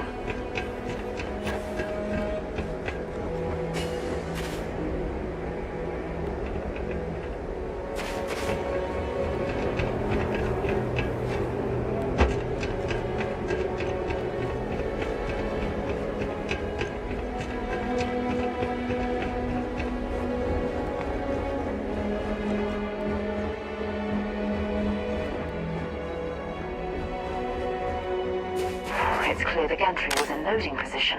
I wonder what prevented this particular colony ship from lifting off.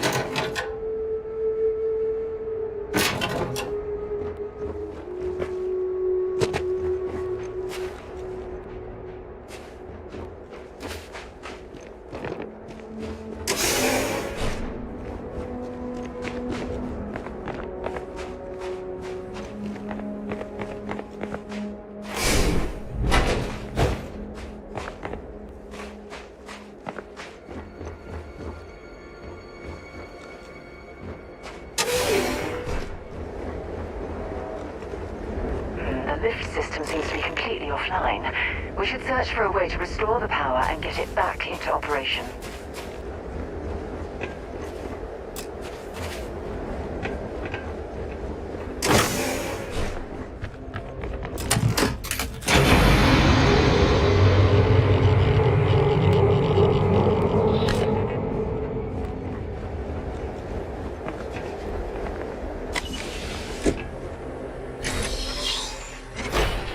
Yeah, let's go. See the facility.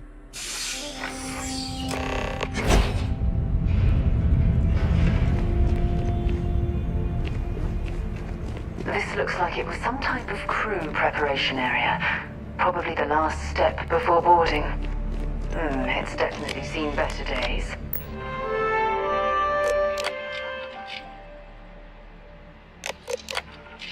Station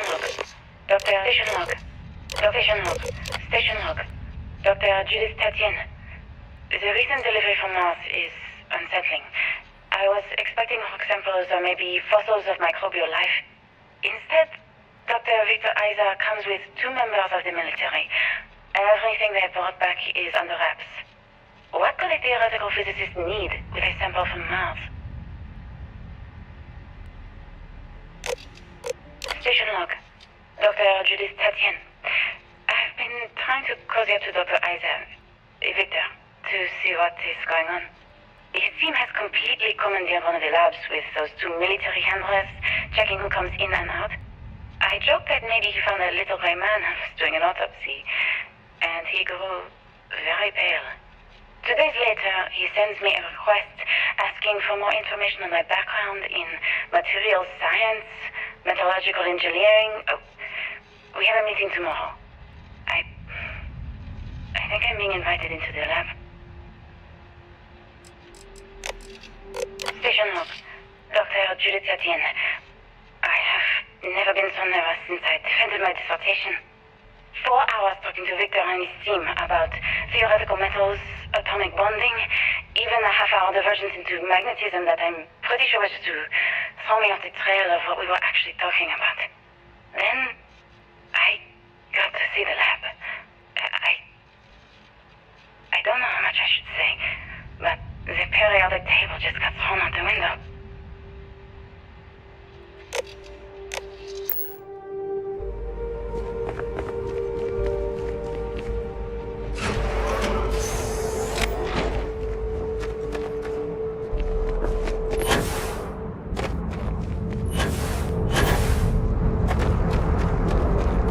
Look at all this structural damage. We need to be careful around here.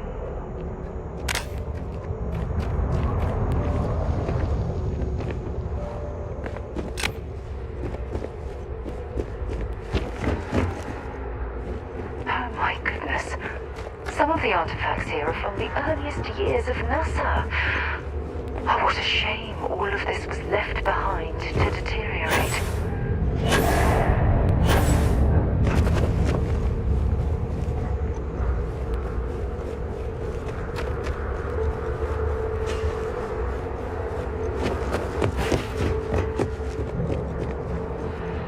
I just don't understand where these calculations came from. There's something wrong with the math? I think it's quite straightforward. That's not what I'm asking. We've had no success extracting even a sample of material from the object. No explanation for the gravitational effects. No motion graph to explain its harmonic frequencies. I can't even establish a melting point. Judith. But you've had me building these prototype colliders for months.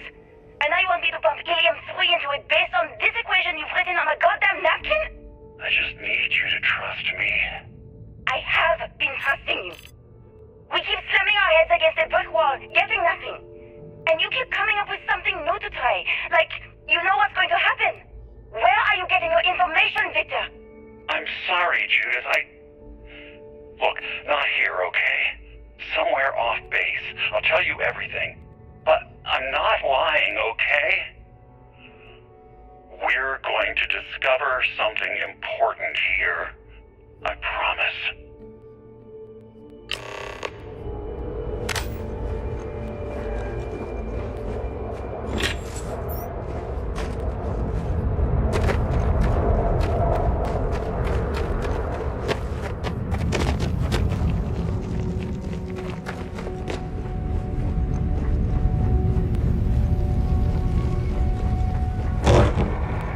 They were clearly testing space habitat viability in this area. It seems as if they knew the inevitable was on the horizon.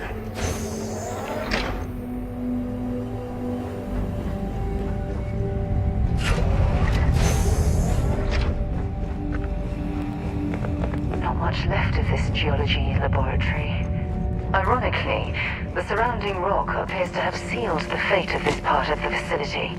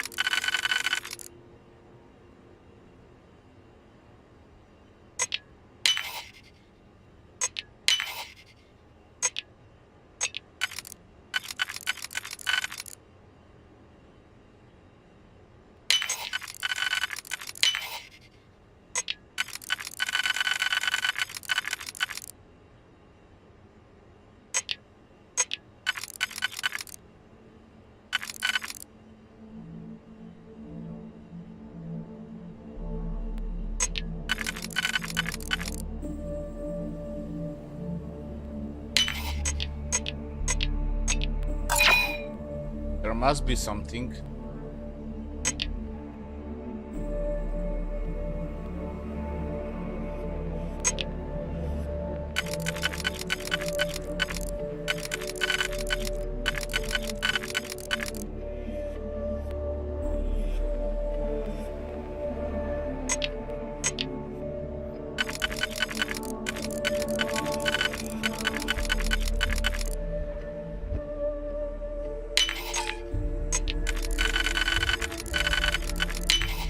Definitely know your way around the log.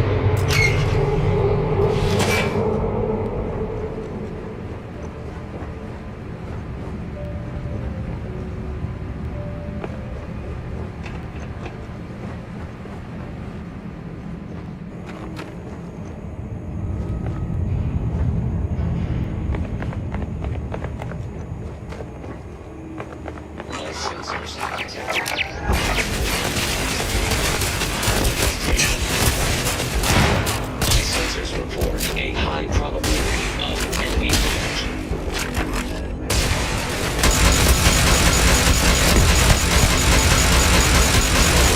System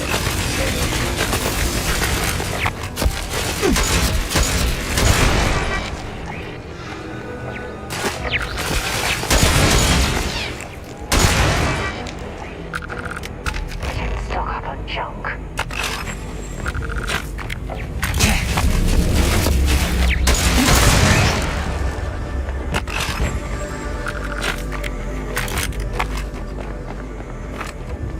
Well, look at that.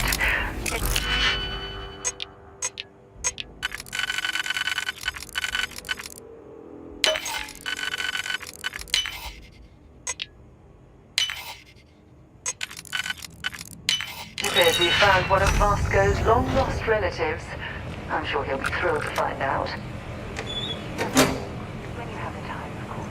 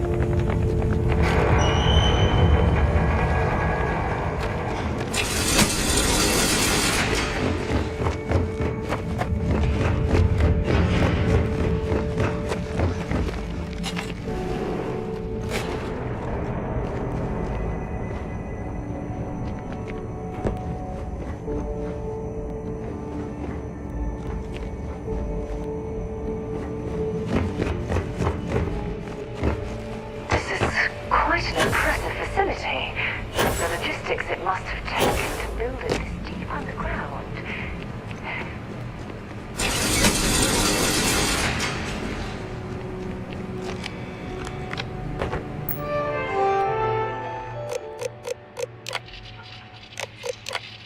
Project Log.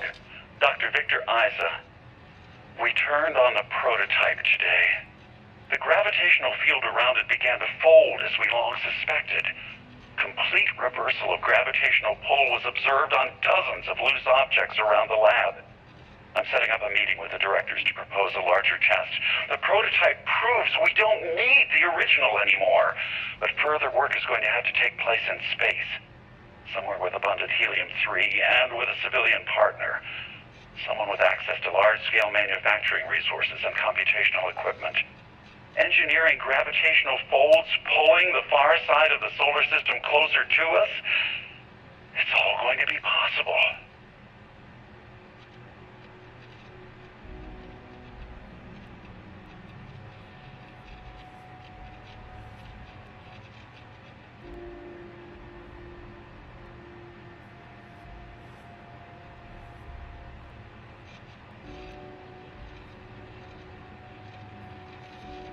Right?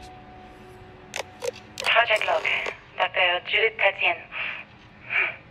I watched the gravjet tests from the moon today. It was the first time we were able to talk to the team at Nova Galactic directly. So many things were under wraps before, but now everyone wants all the publicity they can get. I'm already seeing proposals for manufacturing androids of drives. Expeditions to Alpha Centauri and beyond. It's also overwhelming and worrying. It could take years, decades, before we know what all the side effects of operating a grav drive can be. But no one wants to hear that right now. Like a bunch of pioneers racing towards the edges of the frontier without knowing about the grizzly bears in the mountains.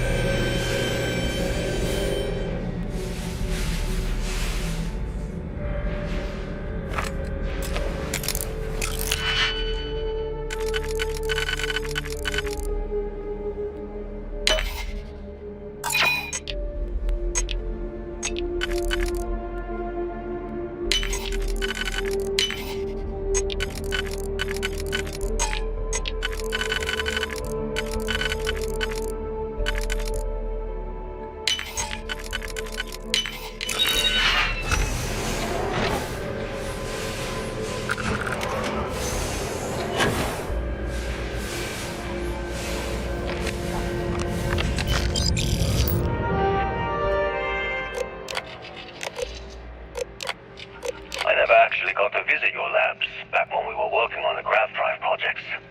Seems like ancient history now. Only thing we're doing these days is launching weather satellites. Guess this is as good a retirement as any. Now, Project Demeter, you want our help manufacturing scanners to better track these new meteorological patterns we're seeing. Our guess is that the poles might be naturally shifting, causing some gravitational fluctuations that are throwing off our old models.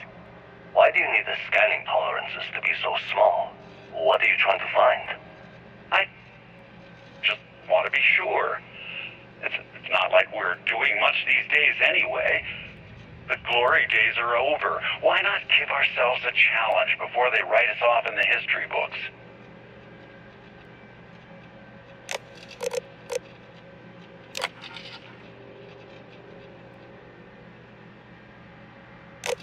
I know what I'm seeing, Victor. The data coming back from the satellite is very clear. It's the grav drives. All those jumps from the moon. At this rate, Earth's atmosphere is going to start sputtering out into space. Can the drives be fixed? I'm working on some designs that should discreetly solve the problem, under the guise of an emergency update to the fueling pumps. We're talking about the end of Earth, and you're trying to be subtle about it. Judith, the last thing we need is people losing faith in grav drive technology. That might be our only option. To what? Are you seriously saying we should abandon Earth? The timeline is under 50 years. A blink of an eye for a planet, but more than enough time for a human exodus. And what do we tell people? We say it's an act of God, one that science has found a solution for. Time for humanity to take its place in the stars. You knew, didn't you? You lied to me. All this time. I dedicated my life to this discovery, Victor. And you knew we were going to kill off our planet? You haven't seen the future I've seen. There's an infinite expanse of promise out there. A meteor could hit Earth, a plague, another world war. Colonizing other galaxies secures humanity's future for all coming generations, across all time. At the expense of our home. Stop it, both of you. All that matters is building enough ships to get everyone off this planet. And we need to start now. I'll draft up a statement. We'll need to address the entire international community. I'm sorry, Judith. There isn't a planet in this universe that will be far enough away from you, Victor. We are never speaking again after this is over. My name is Dr. Victor Isa. And if you're listening to this, then you probably already know the truth. I was young when I first headed the retrieval team of an odd gravitational anomaly on Mars. But I kept what really happened that day hidden from everyone except one other person. Even she didn't believe me at first. But I have no reason to lie to anyone now, so I hope you'll accept this confession, whoever you are. When I touched the anomaly, I experienced 12 days of lost time. I met myself. He told me everything that has since come true. The grav drive equations, the tests on the moon, Earth's atmosphere sputtering away because of what we had done. But he also told me about a city thriving on a planet orbiting a distant star. Human culture, art, music, lifestyles evolving and shining brightly across all of space. What price would I be willing to pay for that future? Maybe you don't believe me. Maybe Judith was right and I'm just a coward who wants to believe his mistakes were justified. But everyone has forgotten about the real origins of the grav drive, this artifact from Mars. I hope you make better use of it than I did.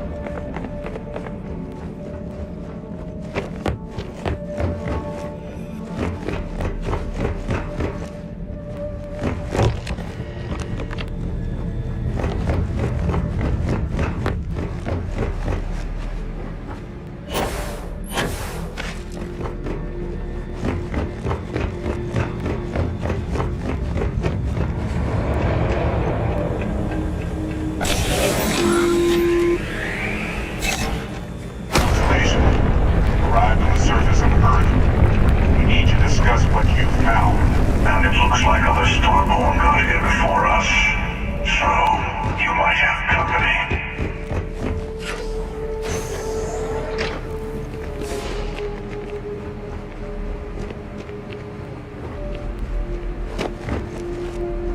Need to get out.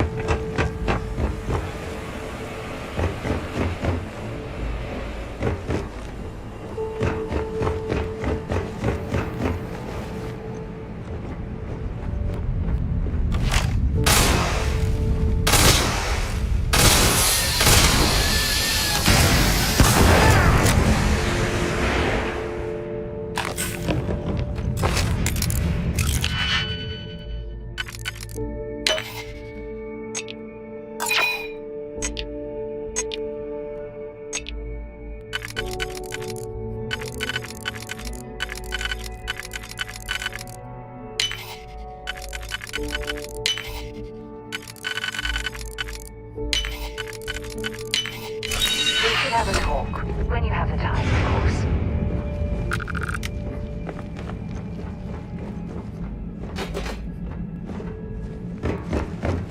The two of us make quite the pairing. The test continues.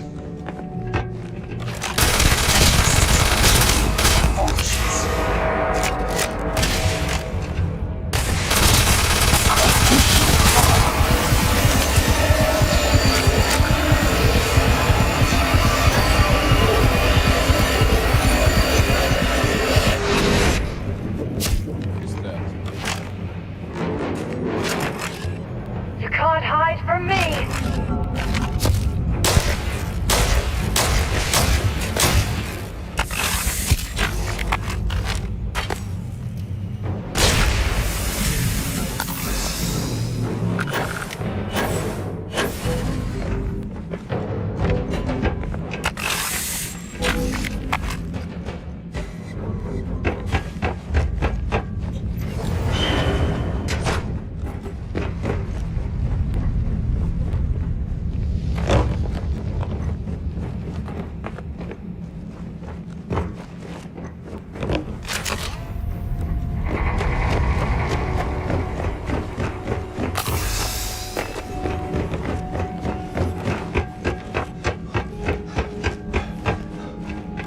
Almost out.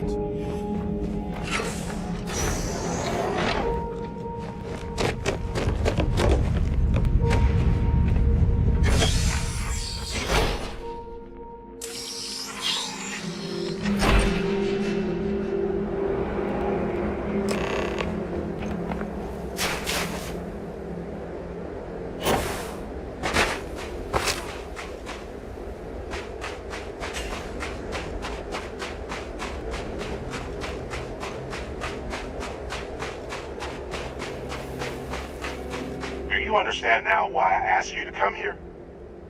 The artifacts unlock the secret of interstellar travel. At the cost of Earth. An easy trade, honestly. Why have one world when you can have all the settled systems?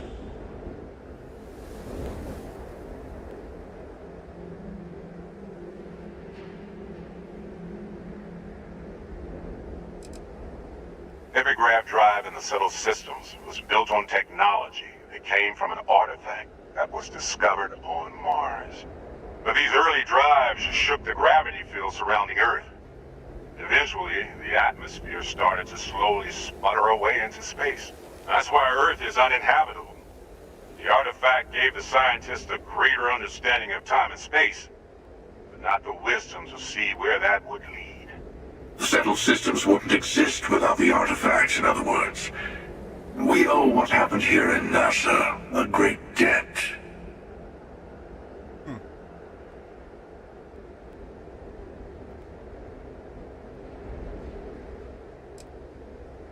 Don't you see?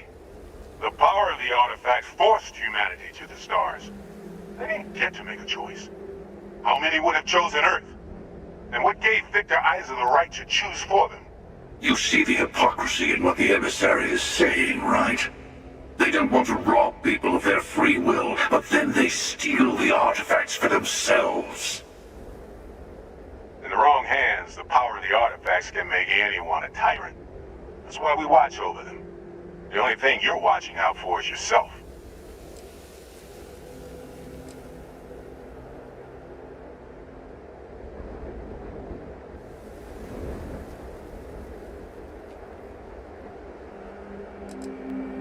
Don't be a fool. The emissary and I may have our differences, but you do not want to give us a common enemy. For once, he's right. Don't do this. We can collect the final pieces together.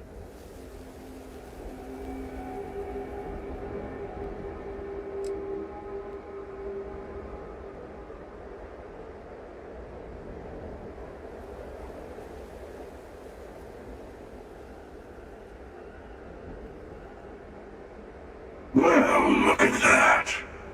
The emissary just became my new best friend. You've made your choice. When you're ready, the Hunter and I will be at the buried temple. That's where we'll settle things. Meaning, we'll kill you. But hey, at least we'll wait. The final round doesn't start until there's only one artifact left to gather. And if I'm not mistaken, Constellation has one or two to go.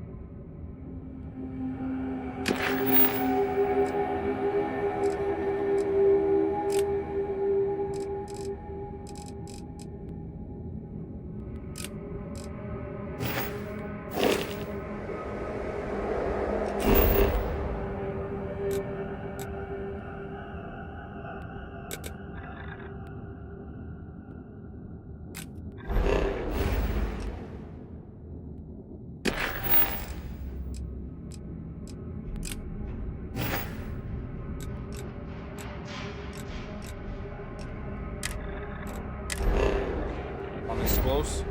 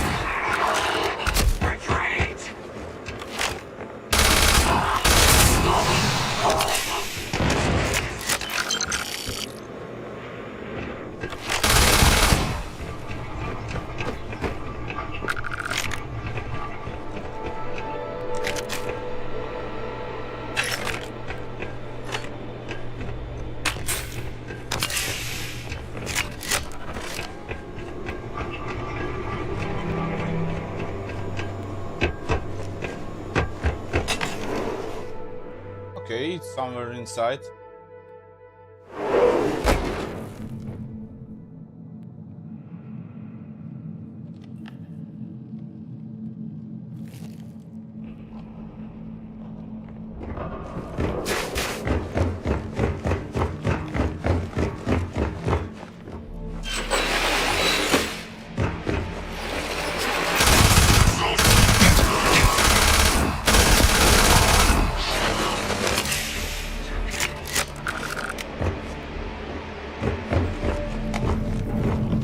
They have anything valuable?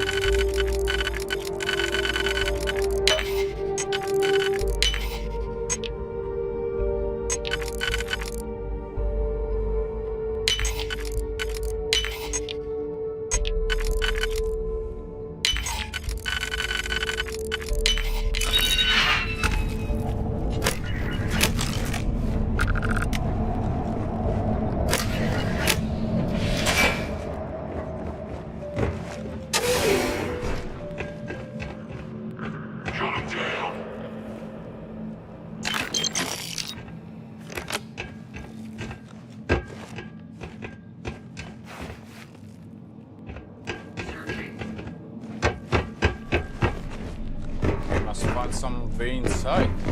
Is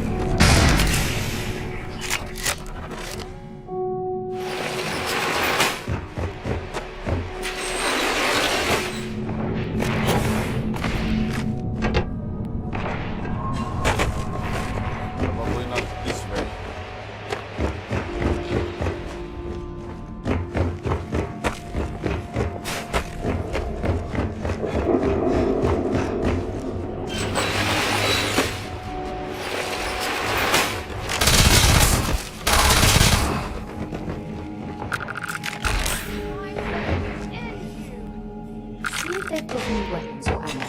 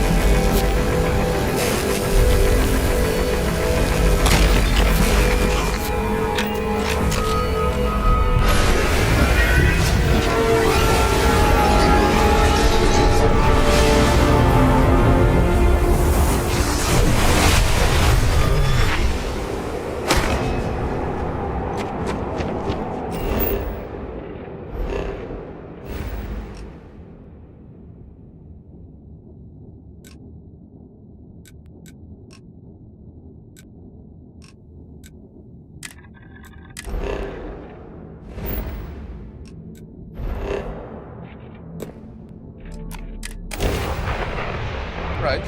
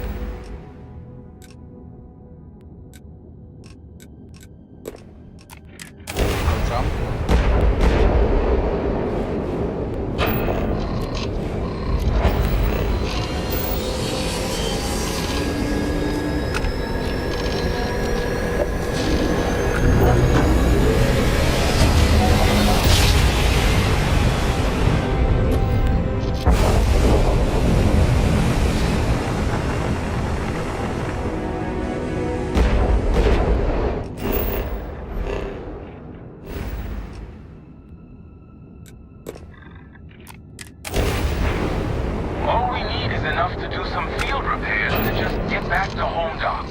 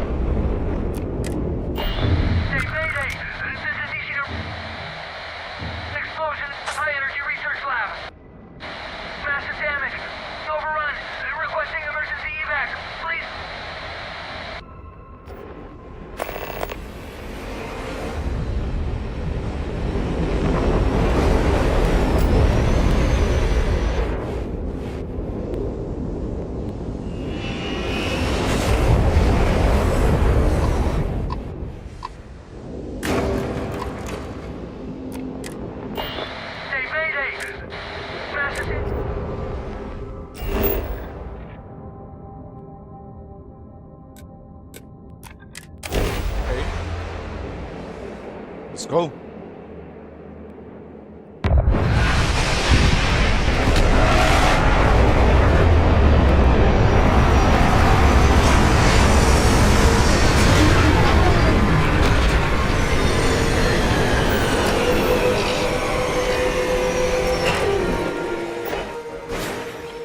We should have a talk when you have the time, of course.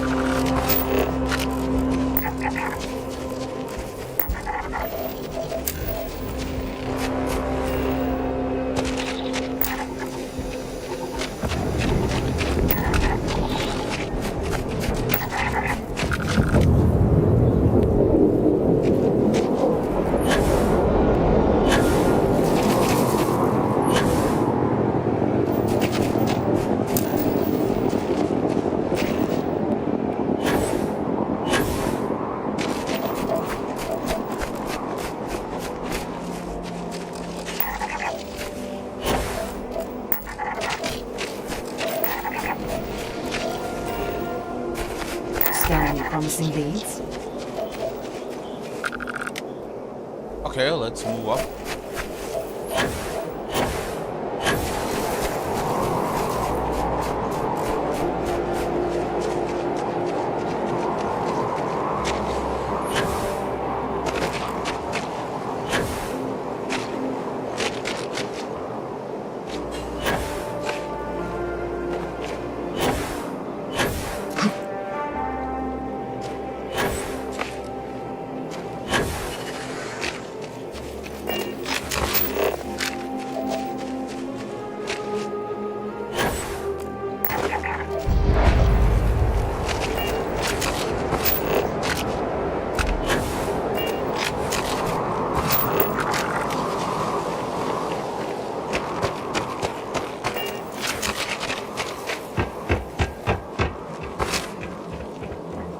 Research station. You speaking. What is your business here?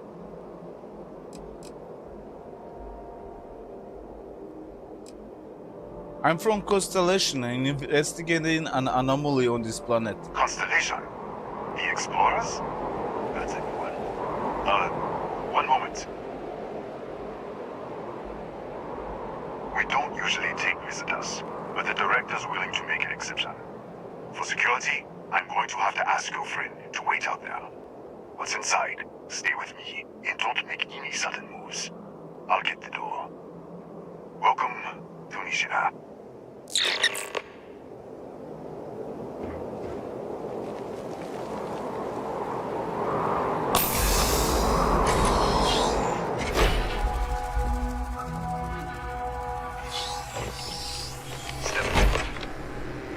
Scan is clear. One moment.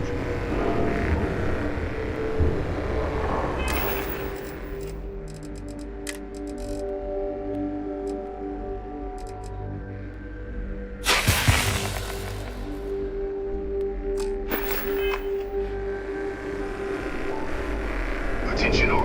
I am declaring a cordial. All sections are now on lockdown. Senior staff, protocol, downtime. Who's up? There. Be right with you.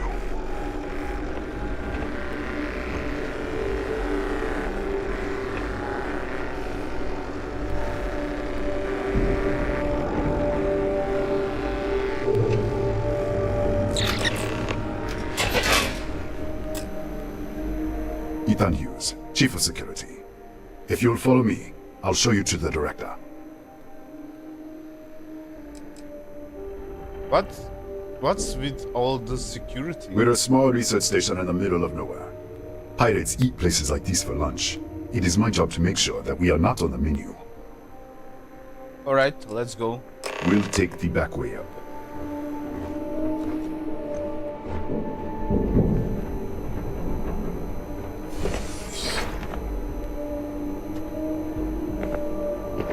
Here, you can see our lovely storage area.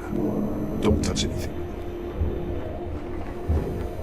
So, Nishina was...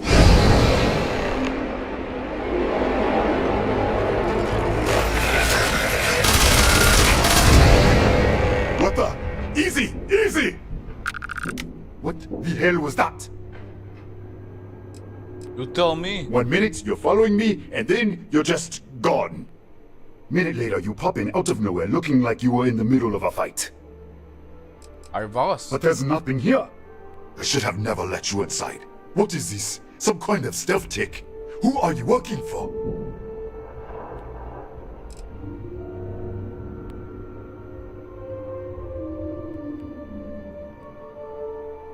If I had a stealth tech, I wouldn't be arguing with you in a hallway.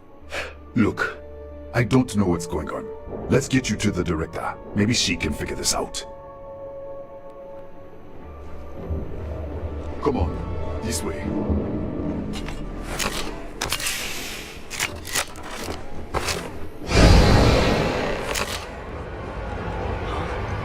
Who's there? Oh, thank God.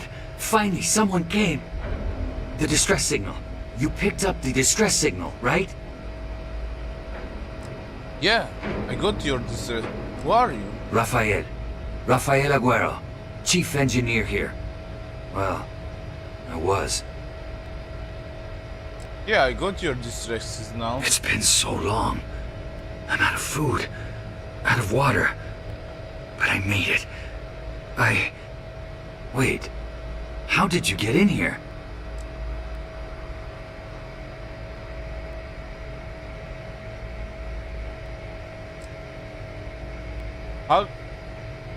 Hugs was taking me to see the director, and then I was just here. Hughes?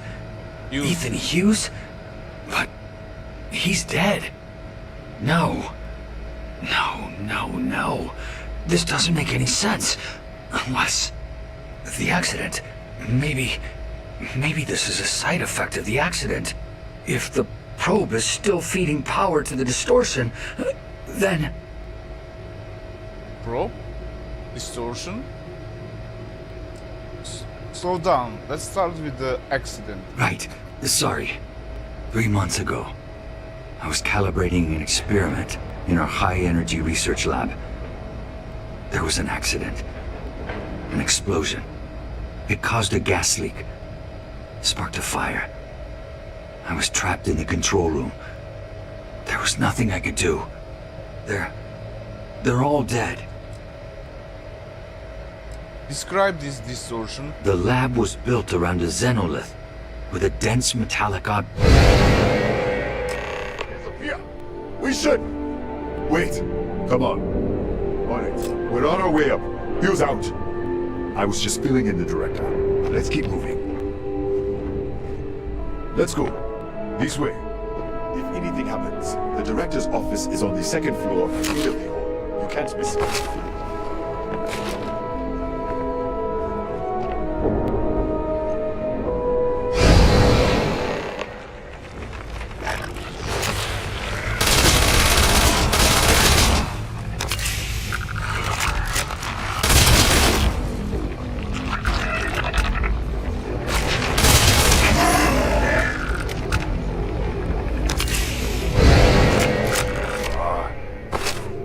This way, come on. Let's go. This way.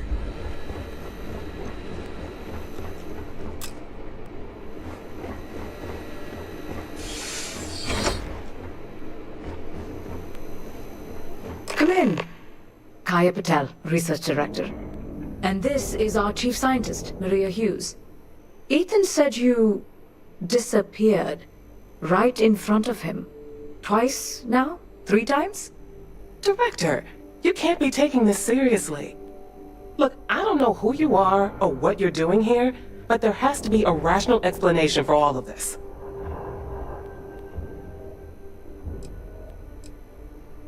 You found an artifact. You have no idea what you're dealing with. An artifact? You mean the source of the distortion? No, we don't. Enlighten us.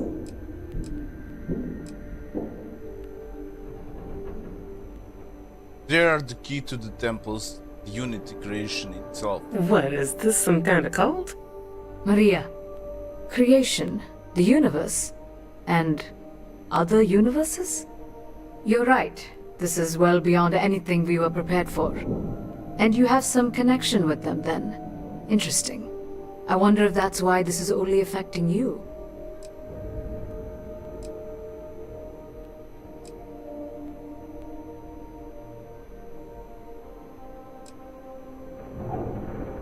Whatever this is, I keep shifting to another universe. That is quite a claim. What makes you think that? Tell us about this other universe.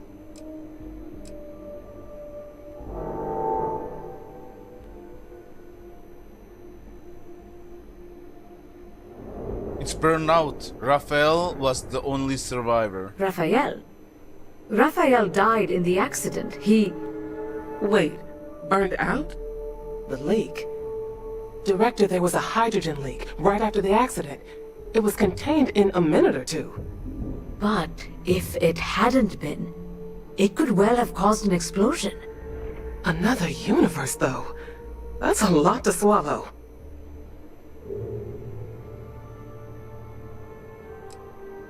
Tell me about the accident. This facility and the research level 2 kilometers beneath us were built to study a gravitational distortion. This artifact and the field it creates. 3 months ago, our chief engineer, Raphael, was calibrating an experimental probe when something went wrong. We still don't know what happened. There was a series of explosions, and somehow it's still running. Then shut the damn thing off. What do you think? We haven't tried? The kill switch on the control unit isn't responding. The explosion must have damaged the failsafe. We could shut it off manually, but the entire research level is locked down. We can't even get down there.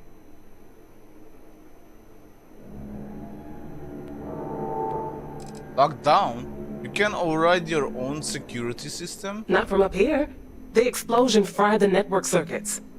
Without physical access to the research level, there is little we can do. We have been working in makeshift labs for months. What's this research level? What you see here are just our living quarters. Most of this facility is deep underground. We have a particle accelerator and extensive research and development labs. Or we did.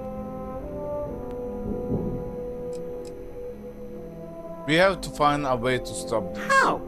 I told you the research level's locked down. We can't even use the damn elevator.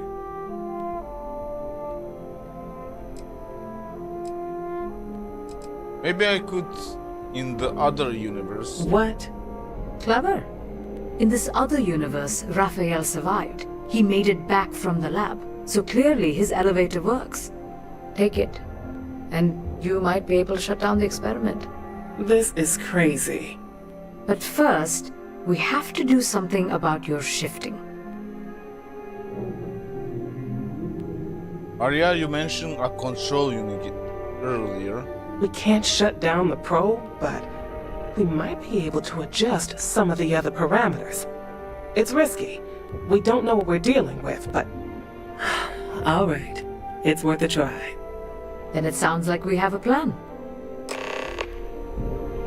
Come with me. The control unit is in the fabrication lab next door. What have we gotten ourselves into?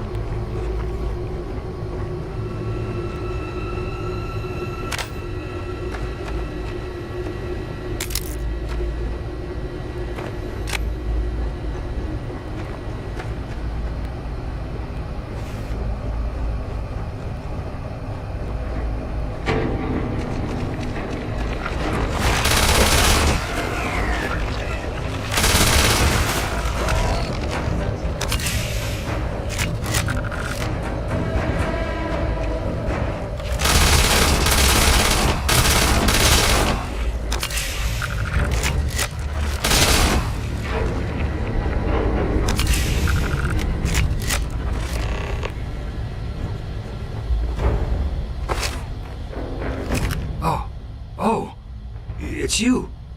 What happened? You disappeared, and the ceiling caved in, and...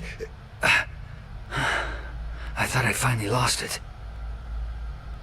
I met with the director. We have to shut down the probe. What?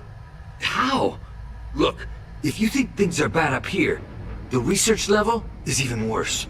I barely made it out, and that was months ago. I don't understand any of this. If I hadn't seen you disappear with my own eyes, I wouldn't have believed it.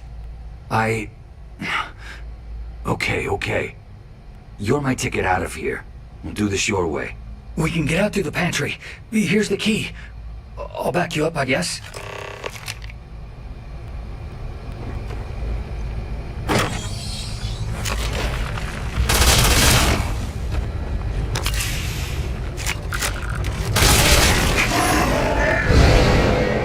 What the? Go! Out of my way! Hey.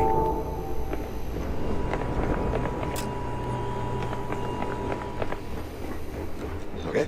Hello.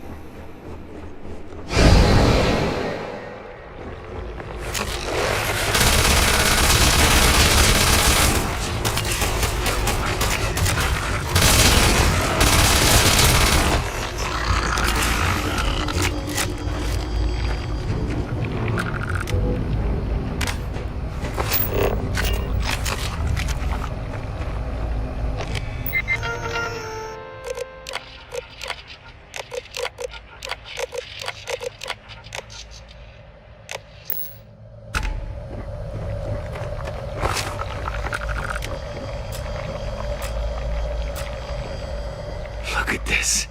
It's going to take hours to clear this out. Assuming the rest of the building doesn't come down on top of us. But now, this looks like the dead end. How should I know? You're the one who keeps winking in and out of existence. I just want to get out of here. Go do whatever you're going to do. I'll see if I can clear a path to the door. What will happen when I shut down the probe? I'm not sure. It might stop whatever's happening to you. It's a reasonable theory, I guess. Where are those creatures coming from? They're a native species. We had an electric pulse field to keep them out. The fire took out the generators, damaged the foundation. They just keep coming. Can you tell me about the accident? I was in the lab, working on the frequency calibration for the probe. I was walking out of the control room when it happened. I heard the tanks rupture. The alarm sound. I only had a second to react. I jumped back into the control room. The doors sealed. I was safe.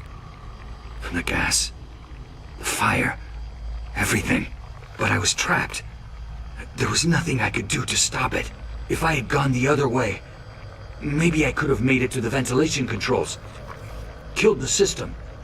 Even if it killed me, I don't know. I don't want to think about it.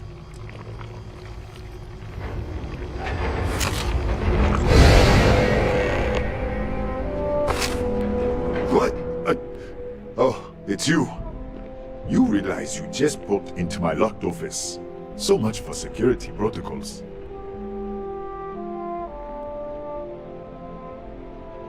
I'm trying to get to the fabrication lab. Sure. Down the hall. Take the stairs next to the atrium. Yeah, let me get the doors for you. And done. Is there anything else you need? I need something to fight Kataxi in the other unit. The Kataxi in the other unit. I've got an Easy! We are... Alright.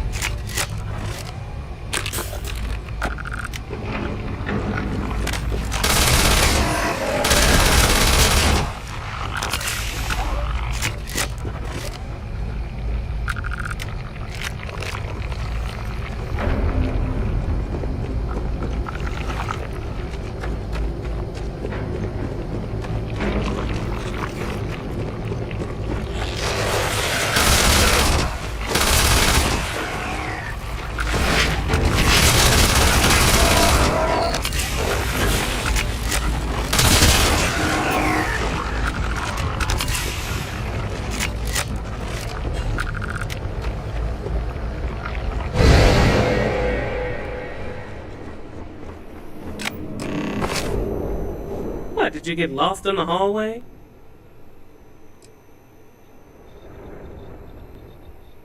It was blocked in other universe.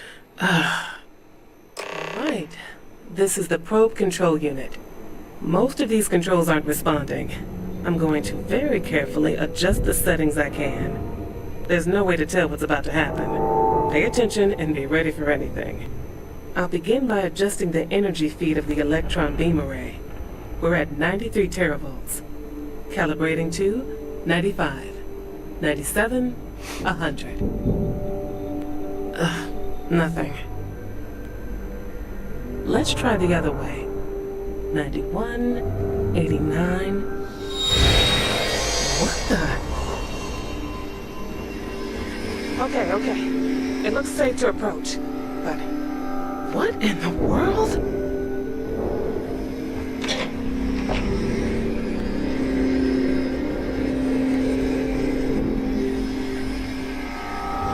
It's a microdistortion. Flux pattern matches the distortion in the lab. The setting is just exposing it somehow.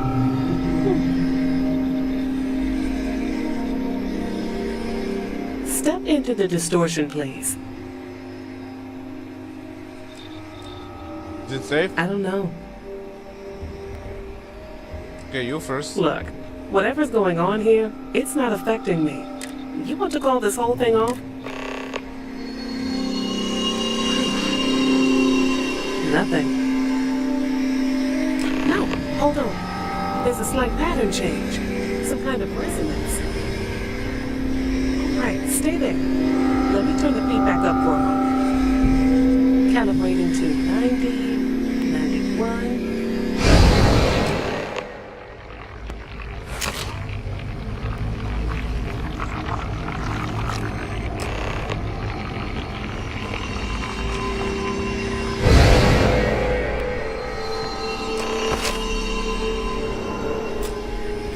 What happened?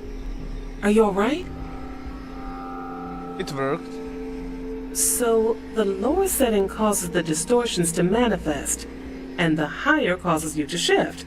That seems promising. Keep it on the lower setting until you want to shift, and you should be able to avoid any more accidents. I'd give you my control unit, but it looks like you already have one from the other universe. Love to take a look at that when this is all over. Alright, time to shut this down. Right. If you can get down to the research level, you need to make your way to the high-energy research lab. Disengage the power interlocks, then pull the emergency shutdown to stop the probe. That should finally put an end to all this. Oh, and before you go, the director wanted to speak with you. It really is just down the hall.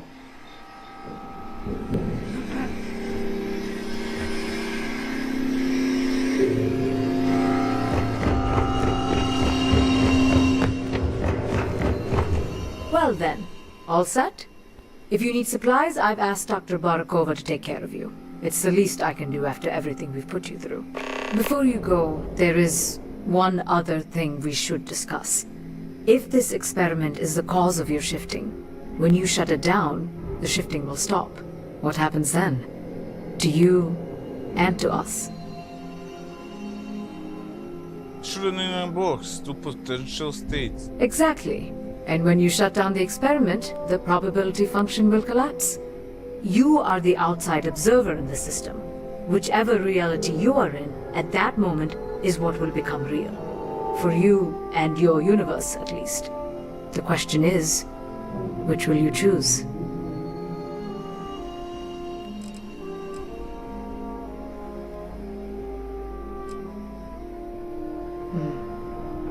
If this were a choice between my life and Raphael's, I would ask you to save him.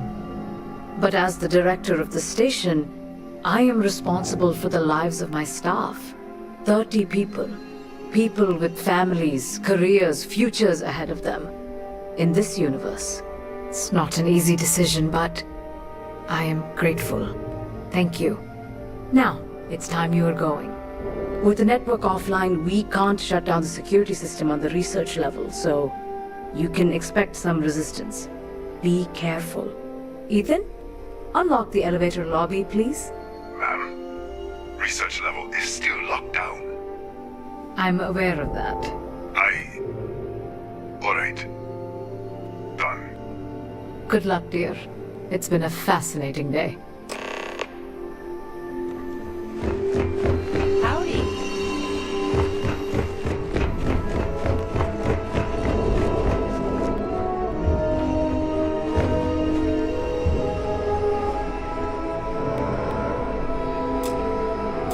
Tatiana Barakova, station's doctor.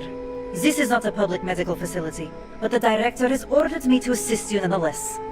I can spare a few med packs. Beyond that, I am not your therapist, your psychologist, or your cosmetologist. If there's anything else you need, ask.